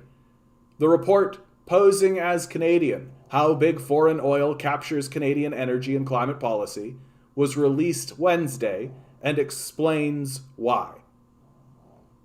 Governments levy carbon taxes to cut oil and gas consumption, but let big oil grow their production and emissions almost scot-free. I mean, Nanya, like, dude, you seem to think the S&P is like a big thing that matters. Like, you ever wonder why the S&P continues to grow? Because the population grows. That's why. Like, that the population growth continues and the S&P grows. Why? Because we have people. That's why. Like, the fact that there was a dip from a financial crash whatsoever is catastrophic. It's catastrophic. The only way that, like, the S&P and the market's going to drop is if huge swaths of human capital is destroyed. That's what that line is actually measuring, right? It's inflation. Like, inflation is literally the increasing of the currency supply. That's literally what it is. Like, if you print money, you create inflation. That's literally what that is. And like, if you want to deflate your economy, you destroy money. That's literally what you do. I feel like we're talking a lot of neoliberal shit right now, dude. Like, I feel like I'm having to break through a lot of neoliberal bullshit right now. Yeah, the working class captured almost none of that wealth. Working class lost everything while the billionaires scooped up the cheap assets. No inflation and market growth are different phenomenon. Exactly, love. Like, the S&P has nothing to do with inflation. It's not a measure of inflation. Like, the best thing to connect stuff like the S&P and the Dow to, they printed all that money, bought up bonds and assets, yeah. So, like, the printing of the money is what creates inflation. That's what inflation actually is. Like, if you have $100, right, and something is worth $1, right, and then you print another $100, well, then prices adjust it, so now that same thing costs $2, and that's inflation, right? Like, and it is that straightforward. And like, the S&P is not measuring inflation. It really isn't. It's like, it's a measurement of the strength of the economy on a whole, and of course it's going up because the population is going up.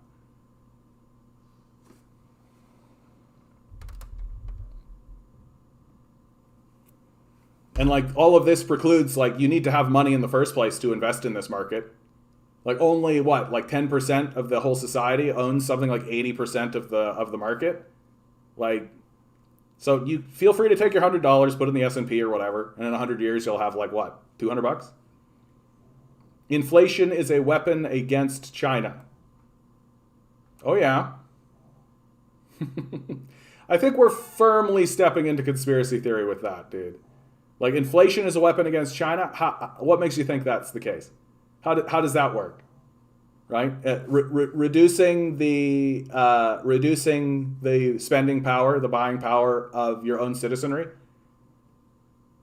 Like, I would be very, very, very surprised to see American economists capable of understanding economics to the degree where they could weaponize inflation.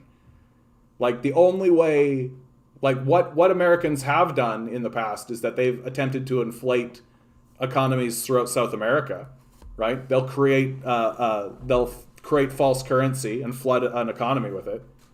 And in that way, they'll attempt to do that. But nothing like that is happening. Like, they can't do that to China. How could you possibly do that to China?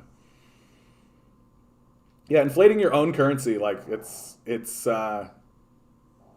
going to backfire in huge ways. Like, if that's the way they're thinking about it, like, we're going to inflate our own economy and that'll somehow, or inflate our own currency, and that'll somehow create a negative impact in China. Like, connect those dots.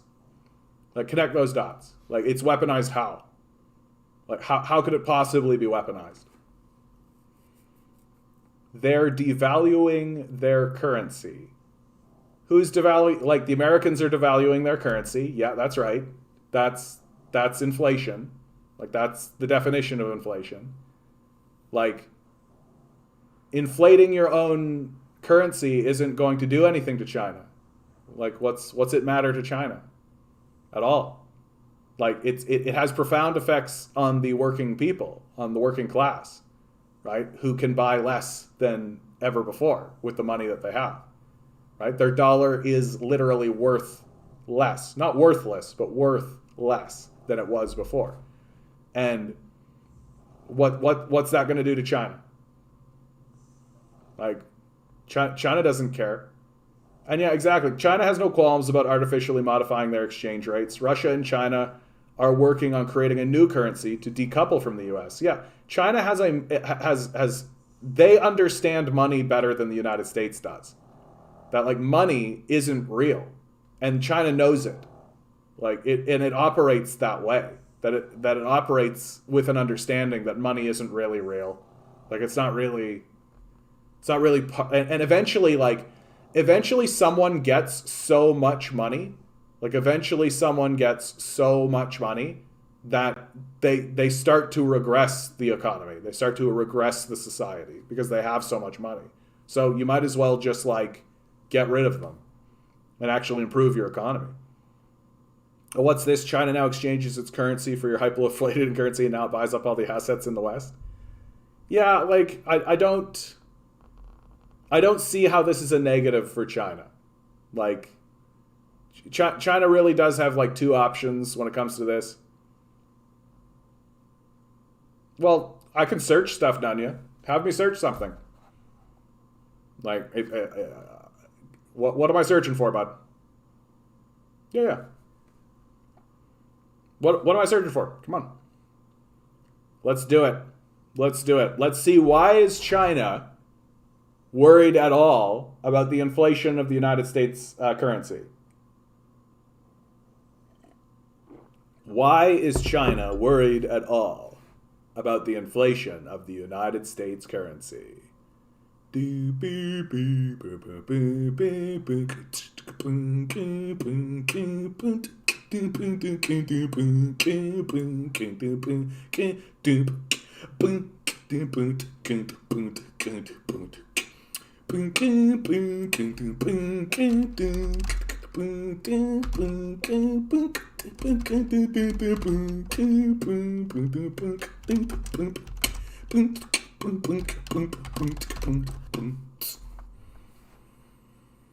Yeah, like I mean, hyperinflation in an imperialist sense, like Venezuela is a great example, right? So here you have the Venezuelan economist, hyperinflation, right? Hyperinflation hits Iran, like these smaller nations, because literally what they're doing is they are creating false currency, right? So like the bolivar, and flooding the Venezuelan economy with it, which creates hyperinflation, right? Because you are creating more currency, you're creating more currency than the system is designed to have, which inflates the economy, right? The detriment cause of hyperinflation in Venezuela is the political manipulation by third parties of the exchange rate between the bolivar and the U.S. dollar. It's why we've said, but that's not the United States inflating its own currency, right? That's creating a manipulation between the exchange rate of the two, which usually has more to do with flooding the market with fake bolivars, right? Certain websites have set supposed value of the bolivar has no bearing on its real value, right? So just lying about the value of the bolivar. Economic agents have in turn used these exchange rates as reference points when calculating costs and prices. So just lying about the value, right? So not even flooding the market, just literally lying about the value of the bolivar, right? These websites set a higher price for the dollar in regards to the bolivar and influence a psychological variable known as rational and adaptive expectations. Economic agents observing a long-term trend towards the supposed depreciation of the bolivar wait for this trend to continue, adapt their costs and prices based on this value, even though it's fictitious, right? Like, devaluing your own currency as a weapon.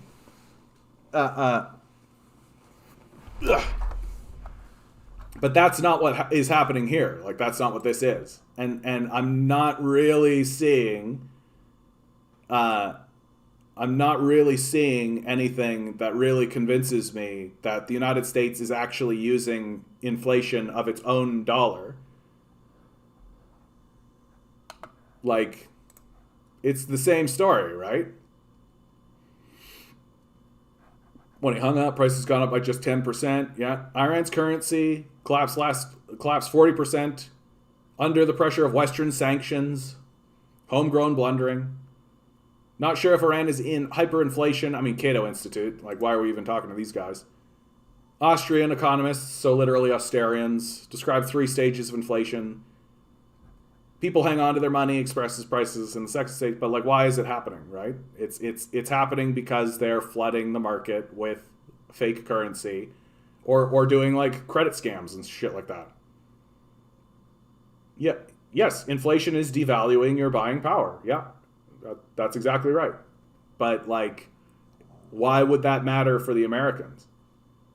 No, I'm just asking very simple questions. Like, why would that matter for the Americans? Like, what does that achieve for the Americans to devalue their own purchasing power? right? And the purchasing power of the citizens. Like, this stuff that I'm reading here is creating hyperinflation in other people's nations successfully. You can't do this to China. Like, you can't do this to China, dude. Like, you can try, I guess, but like, China is going to look at what you're doing and just be like, oh, okay. Like, it's not going to have the effect. Like, what's the population of Iran? Like, Iran has a population of 83 million people, 84 million people, right? Like, the United States has a population of 250 million people. So, like, 3 times the size, right? About. And so they can bully them, right? They can throw their weight around, right? Same story with Venezuela, like population of Venezuela, right? 28 million, so almost double, right? So they can bully them. They can push them around, right? Look at the population decline over this period of warfare, this economic warfare that they're inflicting on Venezuela, right? Like, pretty brutal. Pretty brutal. This is a massive dip. Like, this is a massive crisis. Yeah, you're looking at like almost 1 million people. So 30 million. Oh yeah, it is over 1 million people. That's enormous. Wow, that's enormous. Holy shit, that's a huge population drop. Right? Economic sanctions are warfare, for sure. 350 million. Thanks for keeping me honest, as y'all. Yeah, you're man, dude, that 250, like, literally, when I cite that 250, I literally am like 6.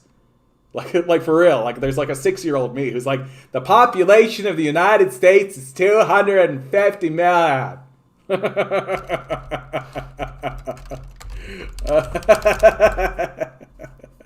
Yeah. For real though, that's what happens when I'm citing that number, 250 million. It's this little 6-year-old. It's like, oh, I know this one.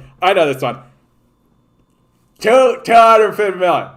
Good, John. Here's a gold sticker. Yay! Time passes us by. So, look, it's not gonna matter. Like, it's the population of China, right? The population of China. Like, it's not going to work. Like, it's not going to work. Coking coal 300, lumber 300, bye-bye cheap Chinese goods. But that's going to screw the Americans. China doesn't care about that. Like, dude, like, China doesn't care about that. Like, I feel like I'm losing my mind here. Like, China doesn't give a shit about that. Why would China give a shit about the American dollar and what the Americans are doing and their inflation and this hyperinflation bullshit? Like, the American economy is only useful to China because they're the ones who, for lots of historical reasons, are the center of the project at the moment, right? But if the Americans blow up their own economy, right, so that they can, stick a thumb in China's eye? Well, China's just going to move on, right? It's going to get its lumber from somewhere else. It's going to get its coking shit from somewhere else, right? It's going to do other things. Like, it hasn't hitched its wagon to America's star at all. Like, at all. Like, and if America starts to, like, try to come at China, like, we need to set boundaries. Like, it's not gonna, if they're doing it as a weapon, it is blowing up in their face in a big way. Big way, right? Like, the amount of damage that is happening to the American populace because of the devaluation, because of the inflation, like, no one is pretending like no one's pretending like the currency hasn't been devalued. Like, that's absolutely happening. But the idea that it's happening because the Chinese are like, let's get the Chinese and mess with them and all that kind of stuff. Like, talk about cutting off your nose to spite your face. The reason you don't bet against the U.S. is because they had more of the economic and military power for a very, very long time. They have now squandered that, bullying others, and have lost ground. Yeah. Dude, have they ever lost ground, man? Have they ever lost ground? Like, post World War II, the only reason they had the strongest economy is because they were the only one that wasn't blown up. Like, everybody else was blown up. Like, literally Hitler and the Soviet war blew this place apart. This place was destroyed, right? The Soviet Union experienced casualties, like 20 million casualties because of the Nazi invasion. This area of Russia was completely destroyed. Like, absolute decimation, right? The Indians are still recovering from the British Empire during this period of time. The warfare throughout the Middle East, we all know the story here, right? Like, it's all destroyed. Africa has always been just completely colonized and destroyed in so many ways. Never had a chance to rebuild itself. Like, post-World War II, literally the only place that hadn't been turned into like a festering shithole because of this unrelenting, godless war was the United States, right? So yeah, of course they became like the economic and military superpower because those were the circumstances of the world. And did they spend time and build a bunch of trade routes? And did they build the Silk Road? Like, literally think about how embarrassing this is for the Americans, right? They had economic and military supremacy for 80 years and built nothing with it. Literally nothing. The Chinese are a rising star, and look what they've built. Like, soon no one will buy Chinese junk and the factories will rust away while Uncle Sam's builds here. I mean, that is wrong. No, but that is going to happen. It has to happen that way. But that doesn't have anything to do with inflation or the devaluing of the currency or anything like that. Like, eventually America will be abandoned back, right? Like, you can't act the way that America has been acting and expect people to go along with you, right? The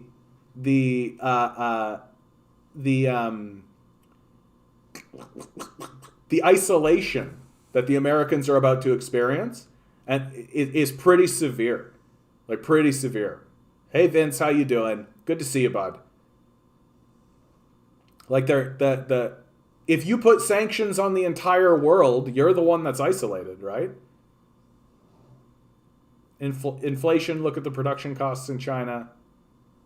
I mean, like, again, like, inflation is going to matter to Americans and American workers. It's not really going to impact China. Like, China doesn't care. Why would it care? Like, that's the question that you can't answer. Like, that's the question that I keep asking and I'm not getting an answer. Why should China care at all? Like, at all? Oh, America's economy isn't, like, their currency is inflating. It's going crazy. Oh my God, all that kind of stuff. Oh shit, they're plunging into a civil war. Anyway, moving on. Like, China's got its shit together, man. It doesn't give a shit about that. That sounds great, but I don't think I'll be alive in 70 years. Oh, yeah. God willing. People keep talking about how, like, oh, we're gonna, science will let us extend our lives, and I'm just like, I don't know, dude. I think I've seen enough. Just saw an article today saying Pfizer wants permanent vaccines every year. Yeah, and now, yeah, we all knew that was the case. Potentially upcoming vaccine for the Omicron variant should be a 3-dose, of course. They should make it a 24-dose variant. It's nattering to China right now. I just answered you. What, that it's nattering to China now? That's your answer? Okay, I agree. This and Max, yeah, it's all too much, right? Like, that's why we're here, Vince. We're here to try to make peace with it and try to make sense of it, right? We're all trying to plant our feet on the ground and figure out what the hell is going on. As a former Mormon, I can tell you the lost tribes of Israel are actually the indigenous people of North America who crossed the ocean in a sealed wooden submarines after fleeing Israel. It's likely that the indigenous people were just always here, right? That there was a Pangea effect, like one landmass, and that there just were people here, and then the Pangea effect happened, and then off they went, right? Look at the production costs. Have an open mind. You're narrow-minded, buddy. Not to be rude. I'm outie. Don't look. What about the production costs, dude? Look at the production cost. What about them? Like, inflation isn't going to change the cost of production in China. Like, it's just not. It's going to change the amount that Americans can buy from the Chinese. But why do you think the Chinese are opening all of these markets and getting away from the Americans? Right? Like, do you genuinely think that even if America ceased to exist, like it's a 230 million person economy, right? If America stopped existing, China would move on. Like, that's what it's doing. If America, like, the devaluation of America's own currency is going to be far more impactful to America than it is going to be to Chinese production. By a lot. By a lot. So it really is just like cutting off your nose to spite your face. Really. Like, why would you do it? It's a form of madness to devalue your own currency, to hope that production costs in China rise and like to what end, for what purpose? So that the Chinese will just stop selling stuff to the Americans? Well, what do you think that's going to do to the American population? Suddenly all of these goods that have been coming from China for years and years and years stop because Americans can't afford them? And how does any of this benefit America? How does any of this conversation actually hurt China in a meaningful way? Right? That, oh, well, the currency's devalued, so China can't, sell goods to America? Like, it doesn't make any sense whatsoever that, like, America would like to have a strong dollar and a strong currency. It wants to be the reserve currency on the world stage, and devaluing that currency threatens that. And for what? So that Chinese production costs go up? Which, incidentally, they don't, because Chinese production costs aren't based on the dollar, right? Right? Chinese production costs, that it's the selling that matters. So, like, I mean, that's not really an answer. Like, it's going, like, China is literally going to just, like, let go of America, move on with its Belt and Road Initiative, where it's connected to the vast majority of the rest of the world, continue trading, continue building. And if America is going to sit over there and be like, ha, we got them, we devalued our currency. Like, devaluing your currency is such a bad idea, while China is actually building a new currency with Russia. Like, it's a major threat to American hegemony, and yet, like, it's happening. Incidentally, the inflation is actually happening because they had to actually do stuff, and so they printed a shit ton of money to actually do stuff, and they refused to tax it away. Right? They refused to rebalance the system by taxing it away. It's going to have profound negative effects on their economy. Massive, profound negative effects. Jared's over there building a new currency through Dogecoin. Please don't. Each one of those Bitcoin is a climate change catastrophe. Each one of those cryptocurrencies. Like, people will look back on the cryptocurrency period and be like, this is how goddamn stupid we were. Like, we were building these fucking ridiculous digital currencies that require the same amount of energy to maintain as, like, literal countries. Like, the U.S. has two oceans, colonialism and 100 years plus to industrialize before the USSR. A better comparison would be the USSR and India. Yeah, that's right, Mark. That's a good point. That's the story told in the Book of Mormon. Well, the Book of Mormon, man, that's solid information right there. China's been creating a market that does not rely on USA yet. China does not need Americans to buy crap anymore. Yeah. No, that period's essentially over, right? Like, that if the Americans just stopped existing, China would just move on, right? And that seems to be what the rest of the world is about to do.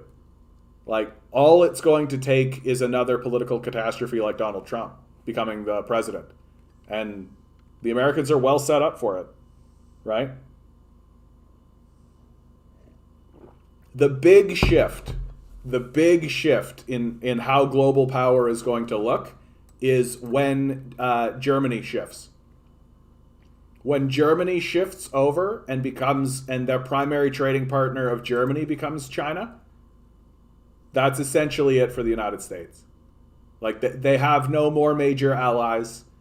All of their allies are completely incentivized to tip over to China, right? Like, most of Europe already is primary trading partners with China.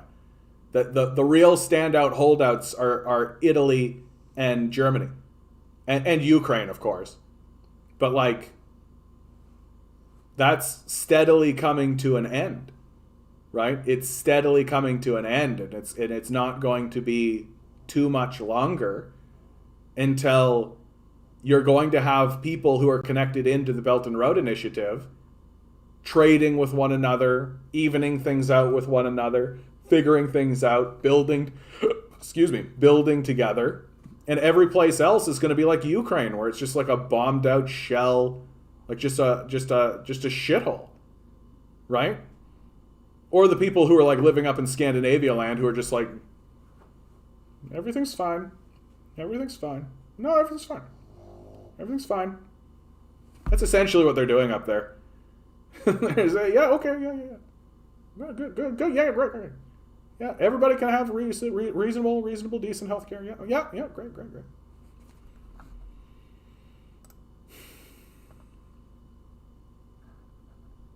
I mean, if that's all it's going to take for a guy like Nunya to bounce out, okay. You don't believe in the Book of Mormon? You are being facetious? What? I believed you entirely. Difference between Doge and Russia is that China and Russia can just make a new law saying this is a new currency and then they're done. Yeah. Like, yeah. Well, and like, that's always been the power of currency, ultimately, right? It doesn't matter if it's made of gold or silver or bronze or if it's just a fiat currency, right? In the end, it just comes down to trust and the amount of weight that you can put behind it, right? You can always put more weight behind, like, the American dollar was so strong because they had the strongest military for the longest time, and that backed up this this military thing, man. This currency of theirs. But now it's like so devalued, and like the Americans are so schizophrenic now. You never know what these guys are going to do next. Like, that's the big thing that I think is terrifying everybody, right? That like no one knows what they're going to do next. And like, everybody would really love it if they just stopped doing shit. Like, really. Like, wouldn't it be nice? Like, imagine you're living with like a destructive teenager, right? And that you never know when this destructive teenager is just going to pop out and start smashing shit, right? And you just think to yourself, like, boy, buddy, it would be really great if this guy just stopped smashing shit, right? Wouldn't that be nice? Wouldn't that be nice? It would be really, really great if the United States just stopped like blowing shit up randomly. And it does seem random, right? Like it like, I bet you they are talking about it. Like, I bet you they are. Like, the military is actually sitting down and being like, oh, blah, blah, blah. But I feel like it's like Dr. Strangelove shit, where it's like, but the big wall, right? You're like, like, Jesus Christ. I don't think any country will adopt Doge. Well, and it's going to be quite the opposite, in fact. China has already banned cryptocurrencies. I don't know to what extent, but here, China bans cryptocurrency.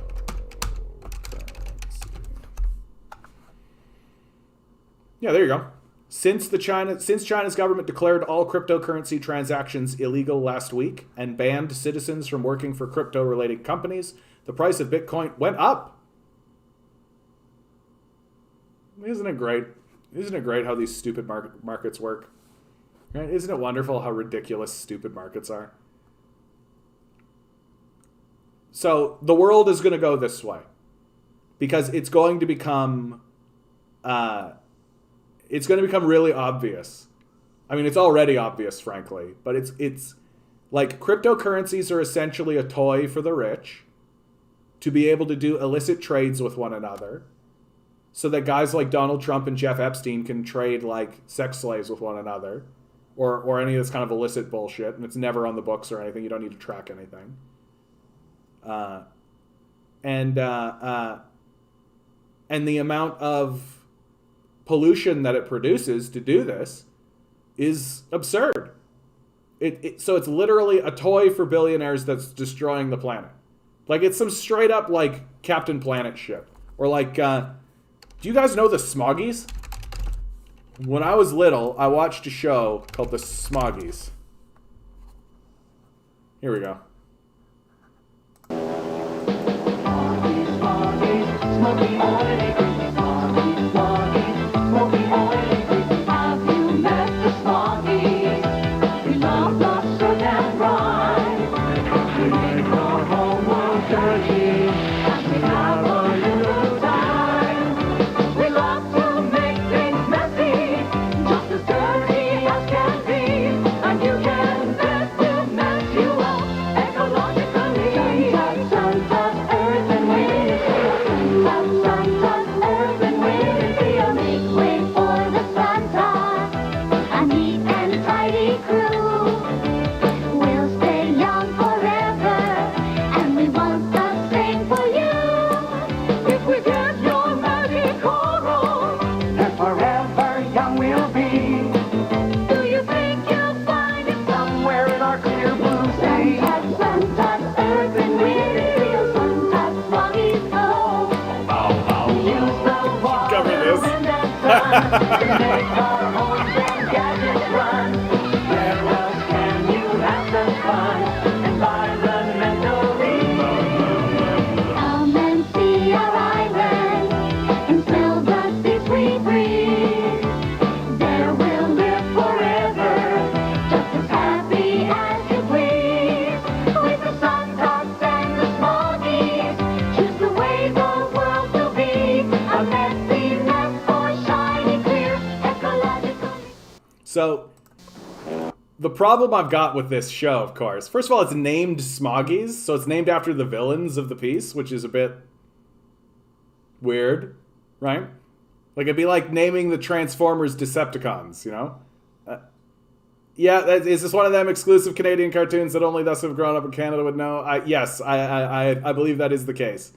But also, I think the biggest problem that this show had was that the protagonists were losers. Like, no, that's true. They wouldn't produce this today. Too on the nose, frankly. Too on the nose.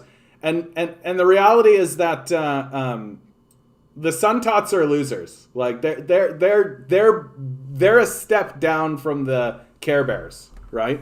Like, do the Care Bear countdown kind of shit, right? Like, look at them.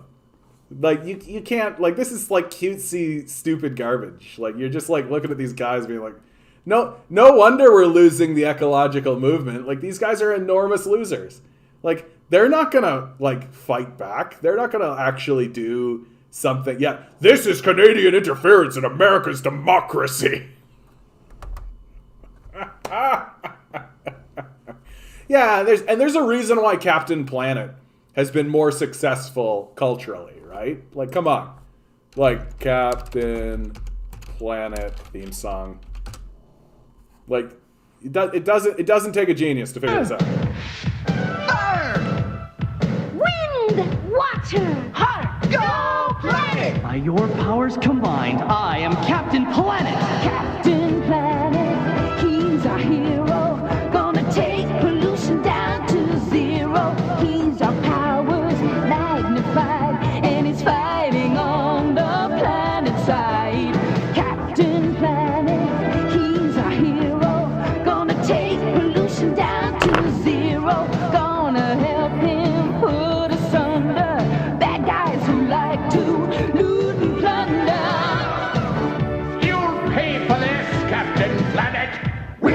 Planeteers, you can be one too. Cause saving our planet is the thing to do. Looting and polluting is not the way. You never cringed so hard? What? The power is yours. Oh yeah, I know Don Cheadle's Captain Planet.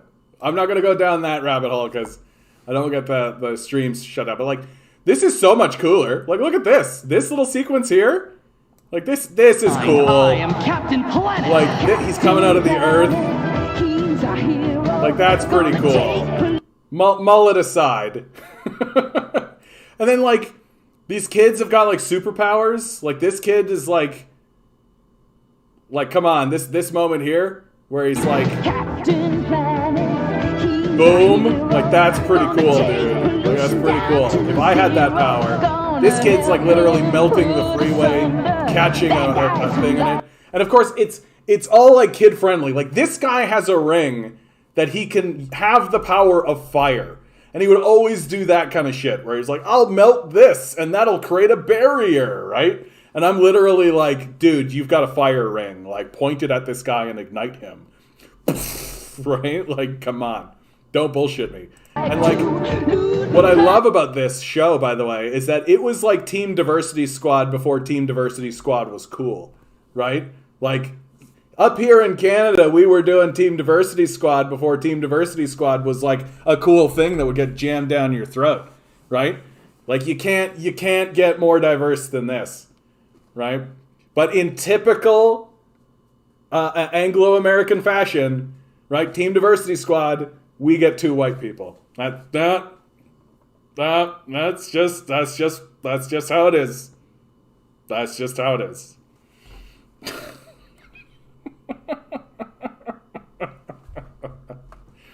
Oh my god, yeah. Let's do it. Let's do it. Don Cheadle, Captain. Thundercats! Thundercats! Thundercats! Ho! Yeah, dude.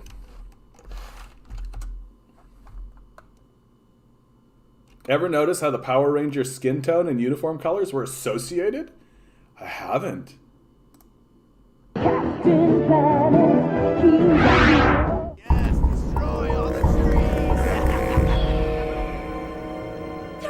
Destroy the forest! We have to do something.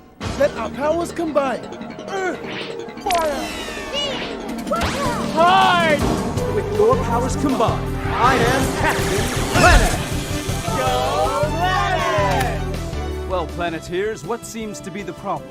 They're cutting down the trees. Then I guess we'll have to plant some more.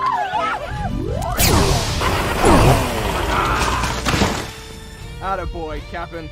Let's spruce this place up a bit, huh? Okay! Pause it for a second. Avoid getting shut down. Avoid getting shut down. By the power of Grayskull, I have the power! Yeah, dude. In the early 1990s, there was a reduced packaging, smaller car advertising campaign. The auto industry introduced the SUV that all went out the women. What kind of car would Jesus own? A Hemi. What is good? Wait to make them leave.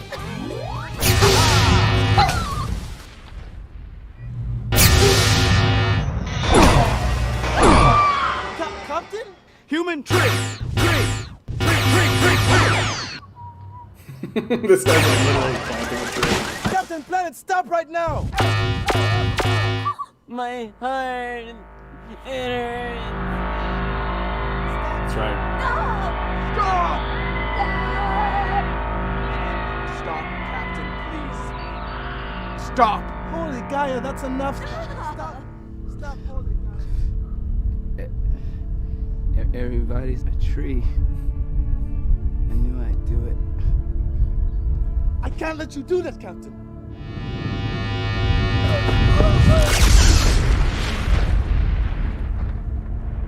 Yeah, what is the relationship between the Planeteers and Captain Planet, do you think?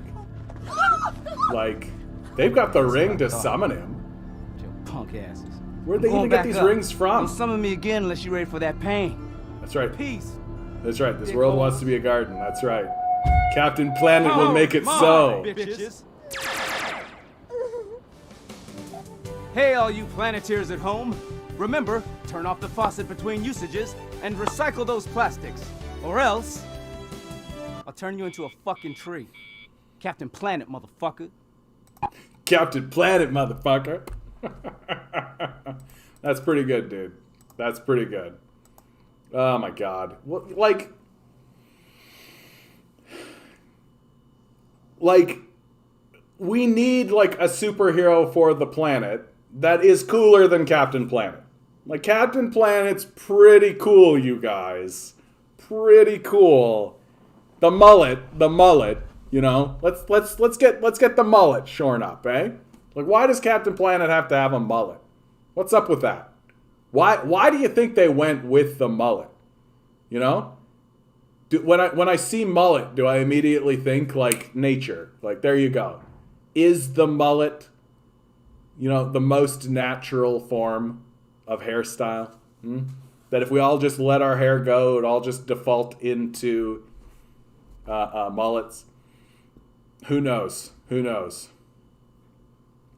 Amazon's anti-union tactics around the world to show what Canadian warehouse workers are up against.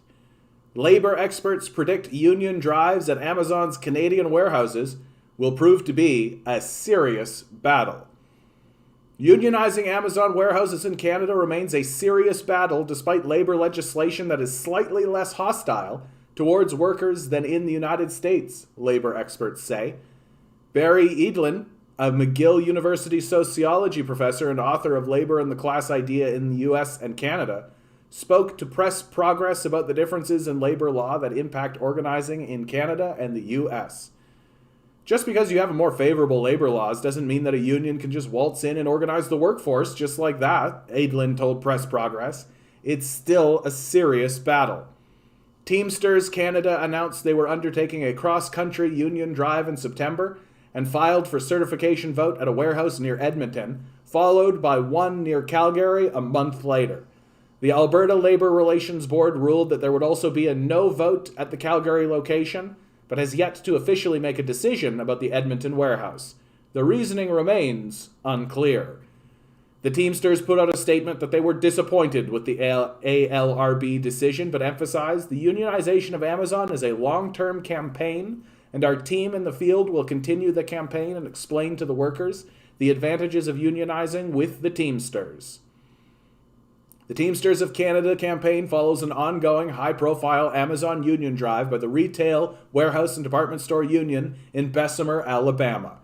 According to Edlin, here are some of the key differences in labor relations that impact Amazon union drives in both countries.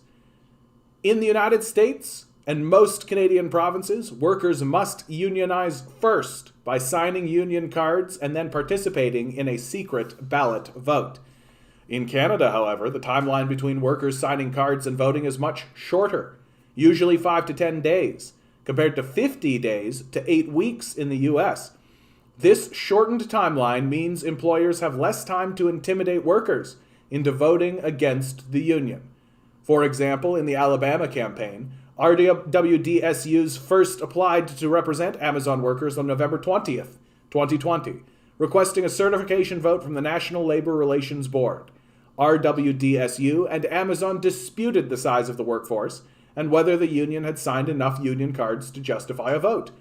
On December 16th, the NLRB finally approved a certification vote, which began in February and concluded March 29th, 2021. That vote was unsuccessful. However, this week, the Regional Labor Board ruled a second unionization vote must take place at the Alabama warehouse. The union filed a formal objection to the first vote, arguing the placement of the mailbox resulted in workers feeling surveilled while they cast ballots. In Canada, 90% of workers are employed under provincial labor laws, and some provinces require a secret ballot, while others do not. This means the process of certifying a new union is easier in some provinces than in others. It can change depending on which government is in power, too. In Alberta, for example, the former NDP government introduced card check certification in 2015 which eliminated the secret ballot vote altogether. When Jason Kenney's United Conservative Party took power in 2019, not only did they bring back secret ballots, but they removed certification vote timelines entirely. Kenney's changes brought Alberta's certification process more in line with U.S. labor laws. In the U.S., employers have stronger free speech rights during union elections to present their anti-union arguments to workers. In reality, Idlin says, this gives employers free rein to run scorched earth union-busting tactics. And while there are some still restrictions, such as firing an employee for being pro-union or organizing a union drive, the penalties are so minimal that the cost of illegally firing a worker is often worth it to scare other workers away from unionizing. The cost-benefit analysis just makes it so you'd be crazy to not break the law, Edlin says. In Canada, while employers are allowed to state their case to workers during a union drive, there are more limits on what they can or can't say or do. It's not like employees are super pro-union in Canada by any stretch of the imagination, Edlin said. They still try to fight. They just don't have quite the free rein as they do, and don't have the incentive structure to just viciously fight unions the way you see in the U.S. In the U.S., if the union and employer do not reach a contract within a year, the NLRB will allow a decertification vote, Edlin noted. While decertification must be instigated by employees, it still provides an incentive for employers to delay or refuse bargaining. In Canada, however, the incentive is the opposite, through a common policy called the first contract arbitration. If no contract has been signed within the first year, an arbiter can impose an agreement upon the employer and the union. While first contract arbitration is rarely used, it is still effective in ensuring the employer comes to the table within a year. The fact that the provision exists basically creates the opposite incentive for employers, Edlin said. If I don't come to some sort of agreement, I'm just going to have something imposed on me. So I better just come up with something, right? Just deal with it. While warehouses must be organized individually across Canada and the US, Edlin notes that workers must work together across borders to take on Amazon in the long term. They basically view themselves like a planetary corporation and basically try to structure their logistics systems to undermine workers' power at every turn, Edlin said. So you have to take these battles unfolding at the local level, but you also have to be taking into consideration various leverage points that are happening elsewhere in the world. For example, in 2014, Amazon opened a warehouse in Poland to service Germany while unionized German workers went on strike. Amazon was able to use Poland's lower wages and weaker labor laws to pressure workers into meeting higher quotas to break the strike.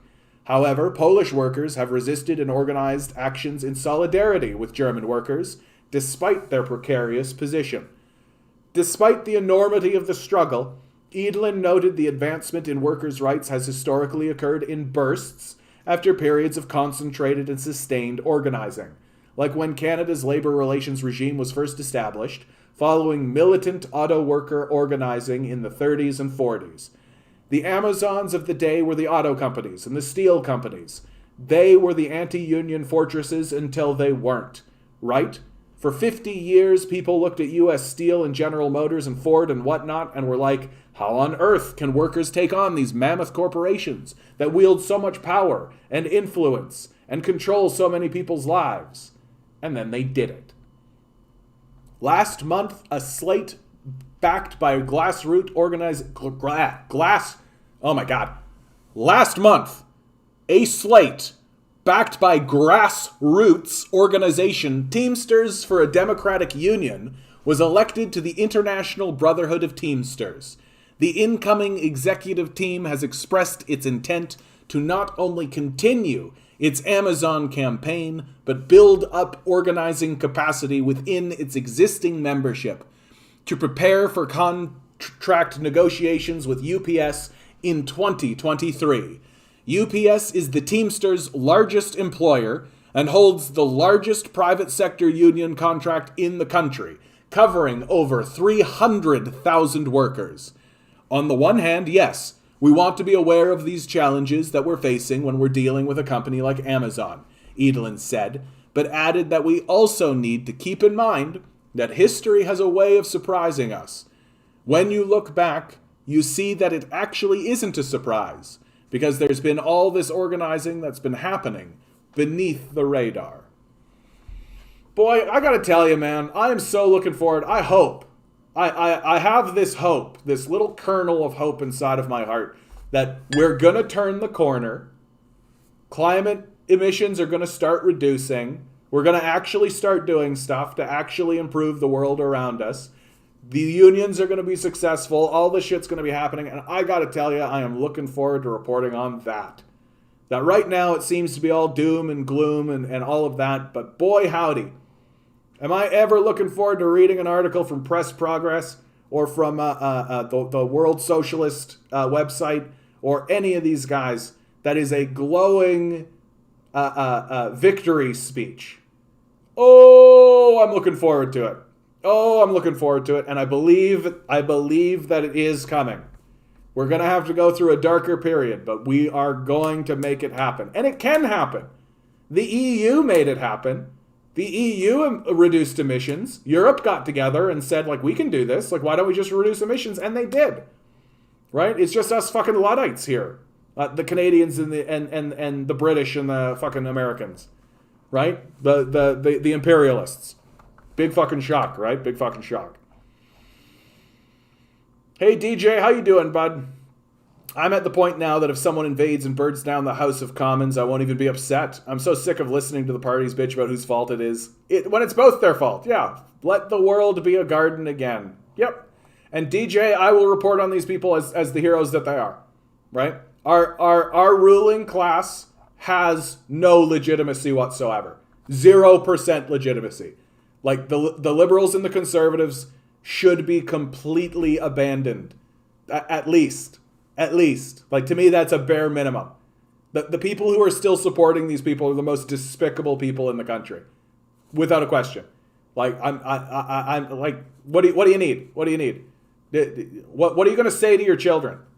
Like, when the wildfires start to burn down the neighborhood that you live in, what are you going to say to your kids? Right? Well, I don't know, Trudeau said that he was doing something about it while he increased oil production by 30%. Right? Like, they're not fucking interested in this. Like, it's all bullshit. The whole thing is a scam. So, as far as I'm concerned, these people are fucking heroes. Like, the people who are destroying the pipelines, right? The people who are blockading, the people who are doing all that kind of stuff, these people are fucking heroes. And I'm going to report on them like the heroes that they are. Well, a major reason why emissions decreased was because we offshored it to Africa. Yeah, good point, Mocked. Good point, dude. Modern problems require modern solutions. Yeah, just pass the buck, right? Pass the buck.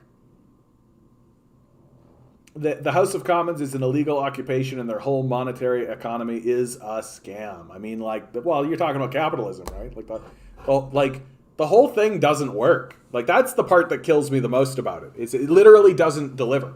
It doesn't do what it claims to do. And anytime a pro-capitalist is like, oh yeah, well, what about this? They literally point at something that was fought for by unions, socialists, and communists. Like, that it exists in spite of the capitalist class, not because of it. And it's just like, it's become rote by now. It's what I expect when people stand up and have the ability or the desire, I guess, to defend capital. Like this vanishingly small group of like demented vampires. And every so often I do encounter a young person who's like, I'm a pro capitalism, and I'm just like, oh, dude, what's your dad do? And he's like, oh, he's the owner of Walmart. I'm like, okay, bud. I'm like, okay. Like, we're losing the thread. We're losing the thread. Yeah. I'm so happy I just read this article. I'm so happy I just read this article because it's like, I hope to get on the other side of it, where like the union wins, right? Like they're this final line, right? You see, it's actually isn't a surprise because there's been all this organizing that's been happening beneath the radar. And what was the one line that really, really spoke to me? Yeah.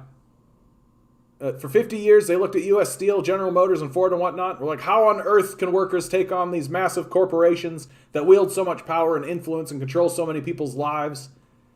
And then they did it. Oh, I can feel it. Feel it right here. I just say the line, and then they did it. And I'm like, Like, you know when you watch a sports movie, right? And right at the end of every sports movie you've ever watched, right? Like the quarterback throws the ball, the golfer hits the ball, the diver dives off the board, the ballerina does a spin, like literally all of the, like, and then it slows down, the music, it gets like to the tension moment, right? This is it, win or lose, right here. And everything slows down, it's like,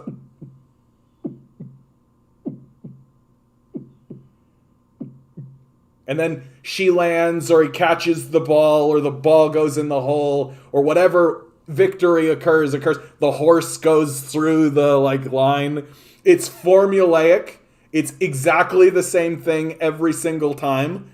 And every single time when it happens, I always just feel like, they did it. They did it, you guys. They did it. He caught the ball and they won, and everybody's like cheering. And like the guy grabs the girl and kisses him, or like the girl gets lifted up in the air or something. Like the dad grabs his son. It's like, I'm so proud of you. I'm just like, I'm so proud of his son, and she loves him. Oh, it's so great. What a great. Oh, so I do remember the Titans. You know, that's me every single time. Every single time. And I know it's going to happen. I know the formula at this point is so well trodden. It's such a well-trodden like divot of storytelling. And every time when the slow motion happens, I just feel the build-up, and then they do it, and I'm just like, yeah. It's like ugly crying every single time. And as I'm saying it, I'm like, man, I need to go fucking find a sports movie, man. Like, what a great feeling that is. And that's exactly the feeling I have here. That this is like the beginning of it. That it's like building up. And there's going to be that moment where, and the vote is, the Union wins. And I go like, they did it. Yeah. Looking forward to it. Super looking forward to it. And I hope you are too. Yeah, without capitalism, we wouldn't have those beautiful yachts gracing our oil-filled waters, of course. Don't forget about the acid. Don't forget the acidification, right? You can't spell oil without acid.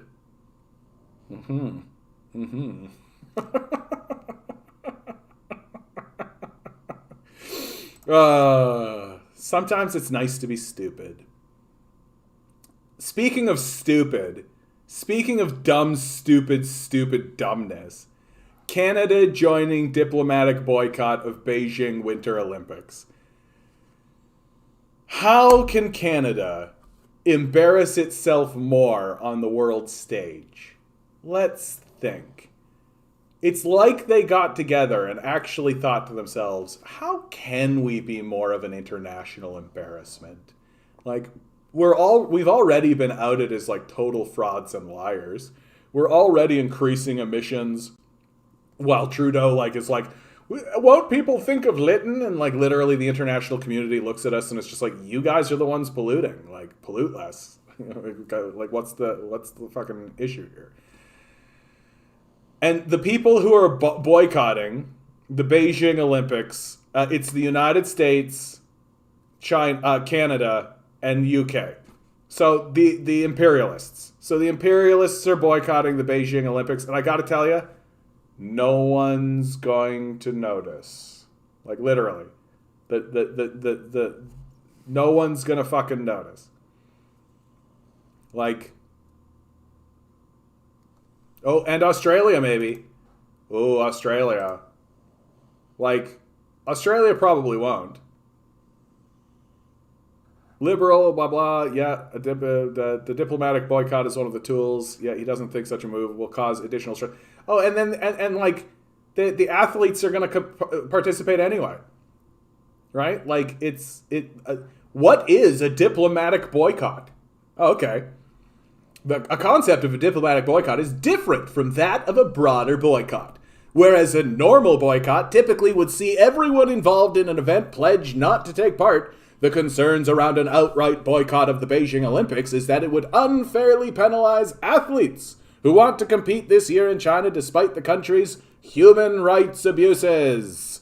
Athletes train intensely for years in order to qualify for the Olympics. Our athletes have worked extremely hard to get there. They have trained hours. They've traveled the world. They've competed. It's just normal for them to have a chance to really go ahead and compete in the Olympic Games, said Jolly on Wednesday. So this is a situation that needs to be dealt diplomatically. And that's exactly what we're doing. A diplomatic boycott refers specifically to non-athletes. It would see countries that agree to take part in a boycott pledge not to send diplomatic missions or representatives to attend the ceremonies and the events themselves. Normally, participating countries typically do send official representatives from their government. So literally, no one will care, right? The imperialist nations are not going to send their stupidness. It might actually make things nicer for the international community. Like, the international community will be like, hey, the rednecks and the hicks aren't here, right? The dumb bullshit corporate losers aren't here. We can actually have a conversation about how the world should maybe be a better place, right? This is a stupid thing to do. It is a stupid, dumb, ridiculous thing to do. Why? Because you are essentially creating a circumstance where you are removing your power brokers from a conversation and allowing the entire rest of the world to negotiate things without your presence. It is an extraordinarily stupid thing to do, and is the definition of self-isolation. Like, which the United States is heading towards, like, at a rocket's pace. Just like, and just like these sorts of things, like the international community, the rest of the world is probably going like, oh, thank God. Ugh.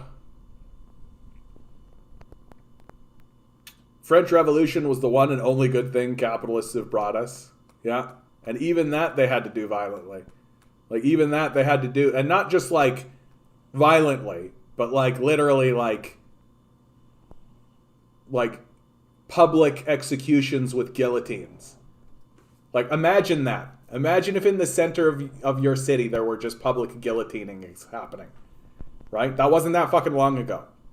Right? And, like, I love it when people say this shit to me, dude. Like, I love it when people say, like, communism's got, they do everything with violence. And I'm like, the French Revolution, dude? Like, literally? Like, straight up. And, like, or my favorite, like, the Russian Revolution was an act of violence. You support violence. It's like, the War of Independence? Right? The War of Independence? No? No? That doesn't count? Right? The Revolutionary War of Independence? That doesn't count? Oh, okay. With the United States and its allies crying at home, we will actually have a happy Olympics. In addition, the U.S. officials were not even invited, were they? Is that true? I don't even know. I don't think that. I think that China would invite them, right? Like, and one assumes that an invitation is sort of like, you kind of went into Ben Shapiro when you read that out. Yeah. Well, Ben Shapiro's easy. You just got to get really like up in here and get in your nasal passage, right? You know, there are many things that we have to consider when we're talking about these things, you know? Like, Ben Shapiro lives right here. He lives right here, right? Like, there's nothing really going on, like, down in here, right? Like, he's just, like, all right here. And then all that happens is that thoughts, like, go from here to the mouth, right? And he's just like, and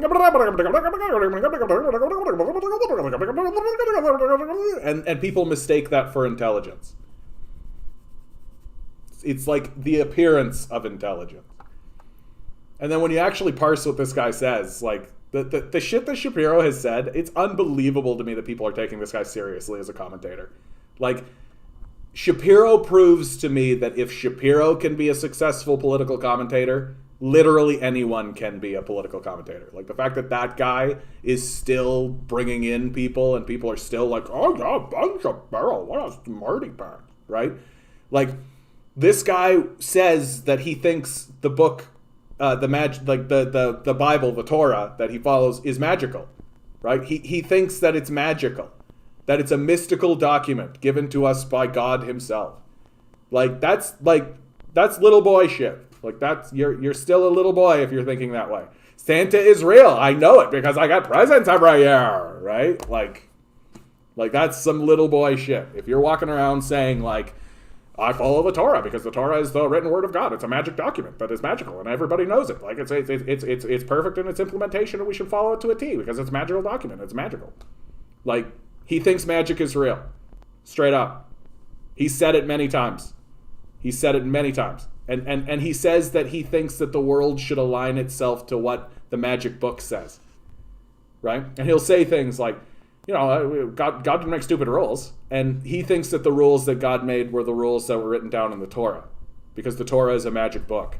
And that the rules that literally exist in the world, like climate change and things like this, those can be ignored because they're not in the magic book, right? Like, this is serious commentator. Like, this is serious commentating from Ben Shapiro, right? Who still walks around saying, like, well, if people get their houses flooded, they should just sell their properties. Like, to who, Ben? Like, for real. So, like, the fact that Ben Shapiro is serious as a commentator is staggering, and it gives me a lot of hope. Because if a fraud like him can be successful, certainly somebody telling the truth can be successful. The amount of resources wasted on Olympics, the buildings around the world are rotting because no one uses them yet. Yeah, you're right about that, DJ. Good fucking observation, bud. Like, and it does end up just being one big gigantic pissing match, doesn't it? We'll show the world how cool we are. Like,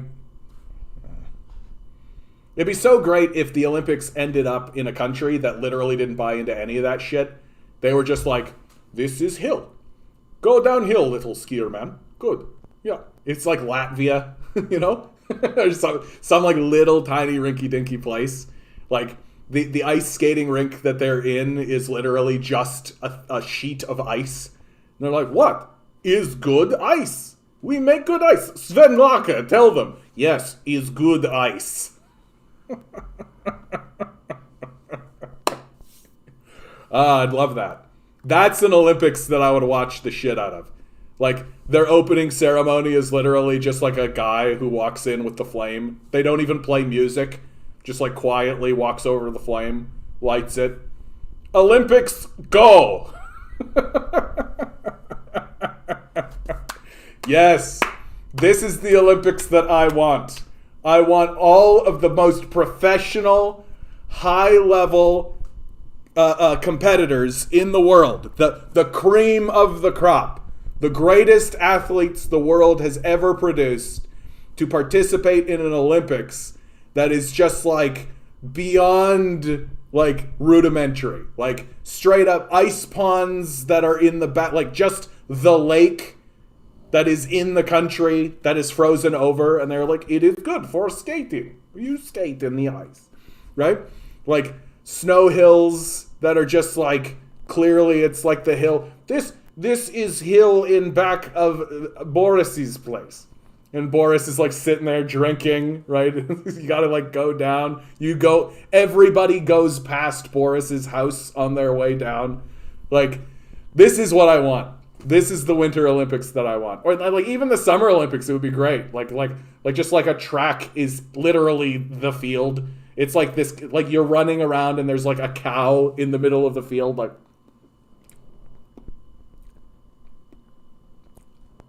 And you're like,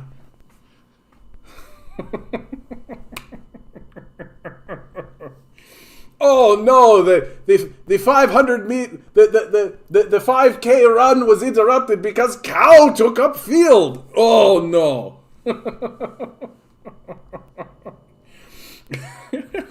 Guys are high jumping over the cows, that the cows are actually the high jumps. Like, ugh. Like that's how they do everything. They measure, oh wow, he jumped 2 cows high. 2 cows high. I'm so in for this. This is what I want to see. Fuck all the pomp and the circumstance and all that kind of stuff. I want it way worse. Sports are go!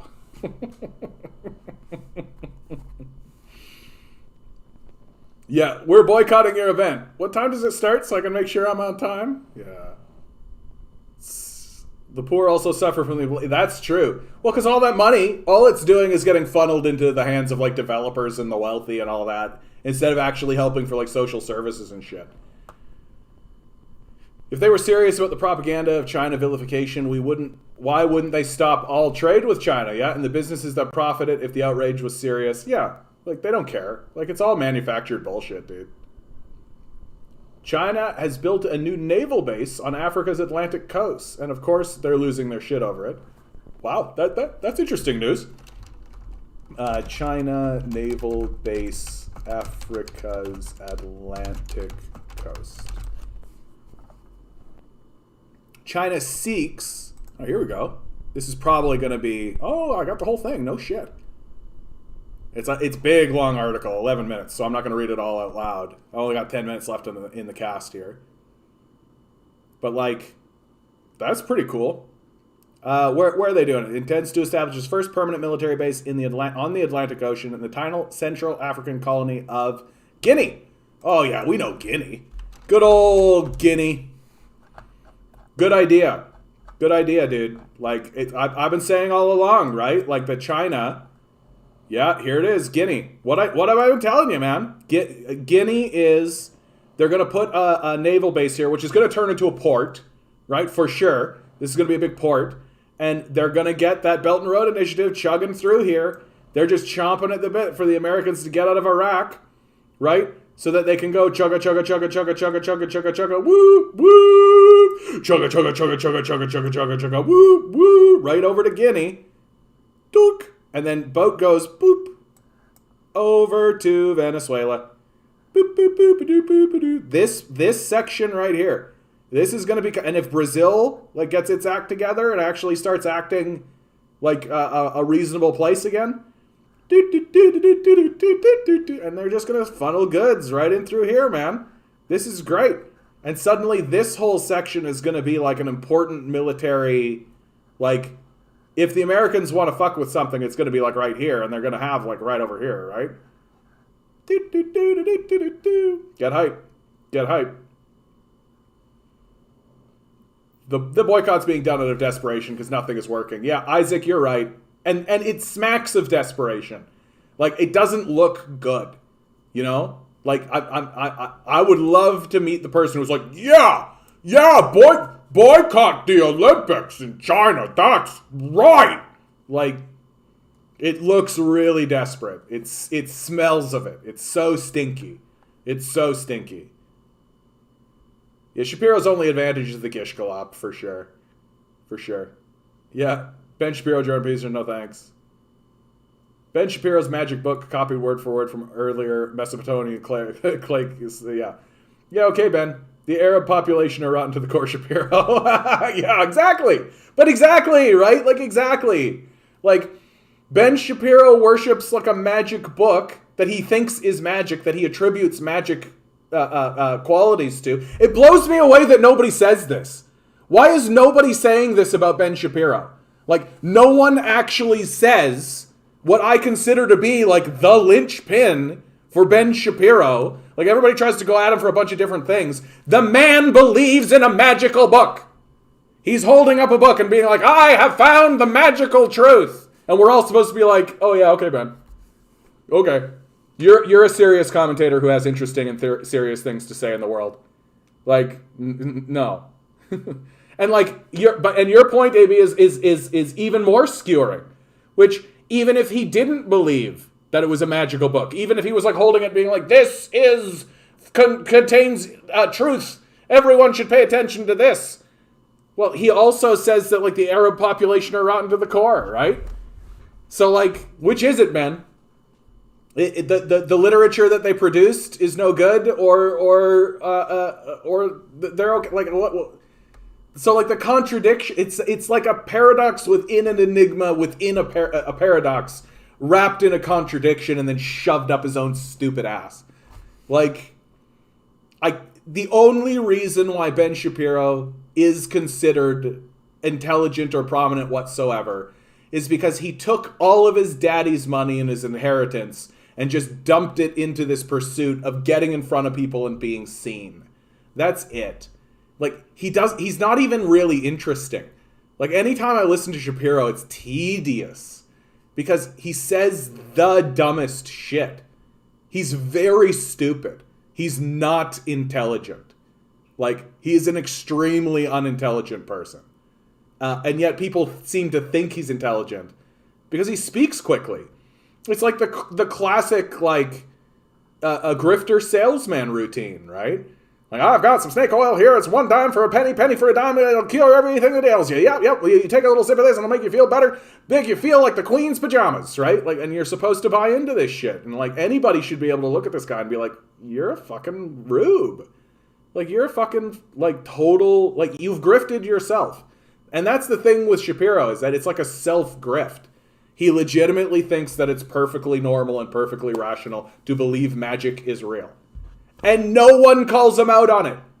No one calls him out on it. It's astounding to me that nobody ever looks at Shapiro and goes, Mr. Shapiro, you have said on many occasions that you believe the Torah is a document that is mystical, that has properties that I would consider magical. Why do you think that we should take you seriously? And just watch him spin on that. Like, someone needs to ask Shapiro directly to his face, you think that the Torah is magical. Why should we take you seriously? Watch him spin. Watch him tie himself in little dumb knots. Because that is his linchpin. And no one comments on it. No one talks about it.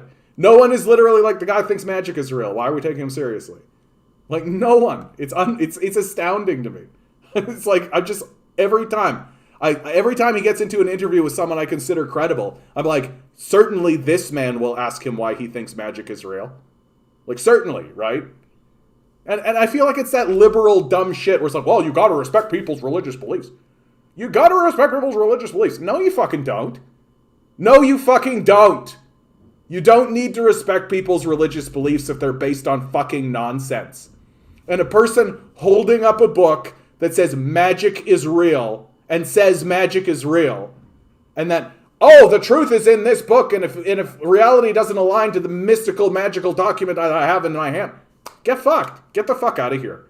Like, it's so, it's embarrassing. And more and more and more, it's getting to the point where I'm like, do these people have an agreement? Do they just agree not to talk about the reality that Ben Shapiro thinks magic is real? Like, he thinks magic is real. I can't believe it. Okay, I'm going in circles. But like,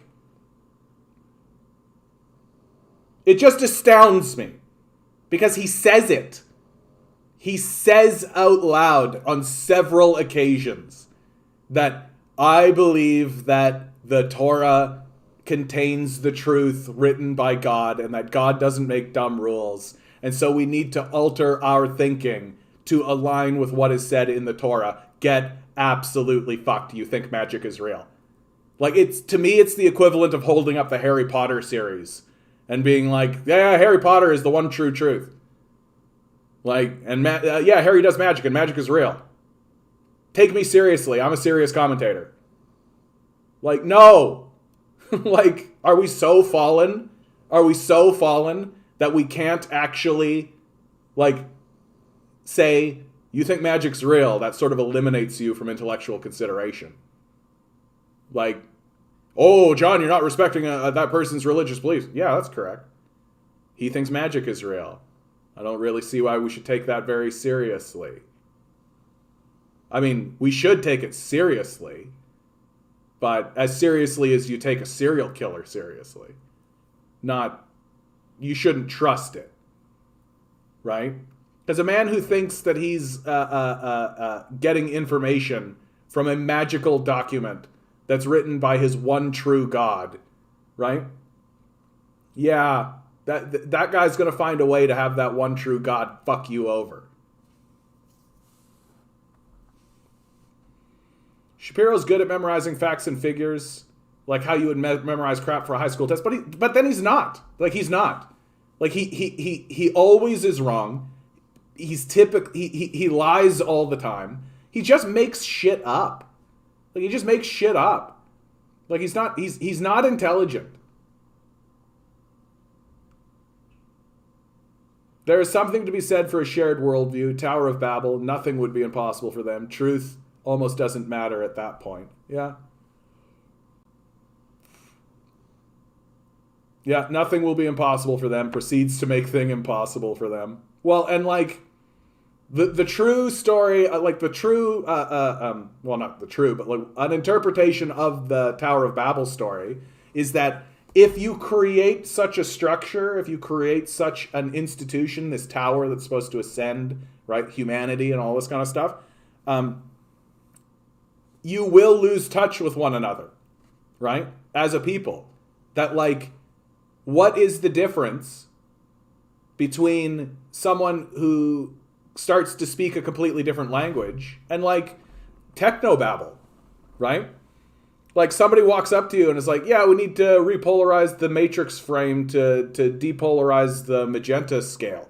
And then once the magenta scale is polarized, we can reframe the Cambucci inflammator, and then that inflammator will finally raise up the solar flag so that we can absorb the Shimbobolol. And once the Shimbobolol is absorbed, we'll be able to take off to the tram down to Quebec. Like, that's a different language. You didn't understand a thing I just said. And the same, incidentally, the same thing has happened in economics, right? Economics has become this, like, foreign language where people get to say, like, oh, it's so complex you don't even understand it, but it's been made complex on purpose, specifically to avoid, and so this disconnect in language, these semantic differences mean that the whole project ends. And we're in kind of a Tower of Babel moment right now, where there are just people, like, the people walking around being like, free market capitalism, invisible hand of the market. Well, you decipher that semantically, and you realize that what they're saying is chaos brings order. This incoherent statement. Yeah. Goes downhill, waves to Boris. I'll stop for a drink on my way back up. Well, and because AB, I think that the Bible is a useful document. Right? But when you're reading it, you got to understand that, like, God isn't, like, God is nature. God is, like, the force of existence itself. Right? When you read the Bible, like, you're not supposed to read it as if God is like this mollycoddling, like, I love you, big hugs and kisses. And many times in the book, the figure of God says, like, get fucked. Like, at the end of the book of Job, God literally lets the devil fuck Job's life up completely. Kills his family, burns down everything, kills all of his crops, renders him poor on the street, riddled with boils and shit, right? His friends mock him, and there's this whole thing to it. And then at the end of the book, Job and God meet face to face, and Job goes, hey, God, that sucked. Like, that, why did you do that to me? That sucks. And you know what God said? God didn't say, oh, I work in mysterious ways or any of this shit. God literally goes, who the fuck are you? Shut the fuck up, you little ant. Get fucked. And Job goes, yeah, okay, God. Because, yeah, get fucked. Like, God doesn't answer to you. He doesn't give a shit. Like, the forces of nature and creation don't give a shit about you.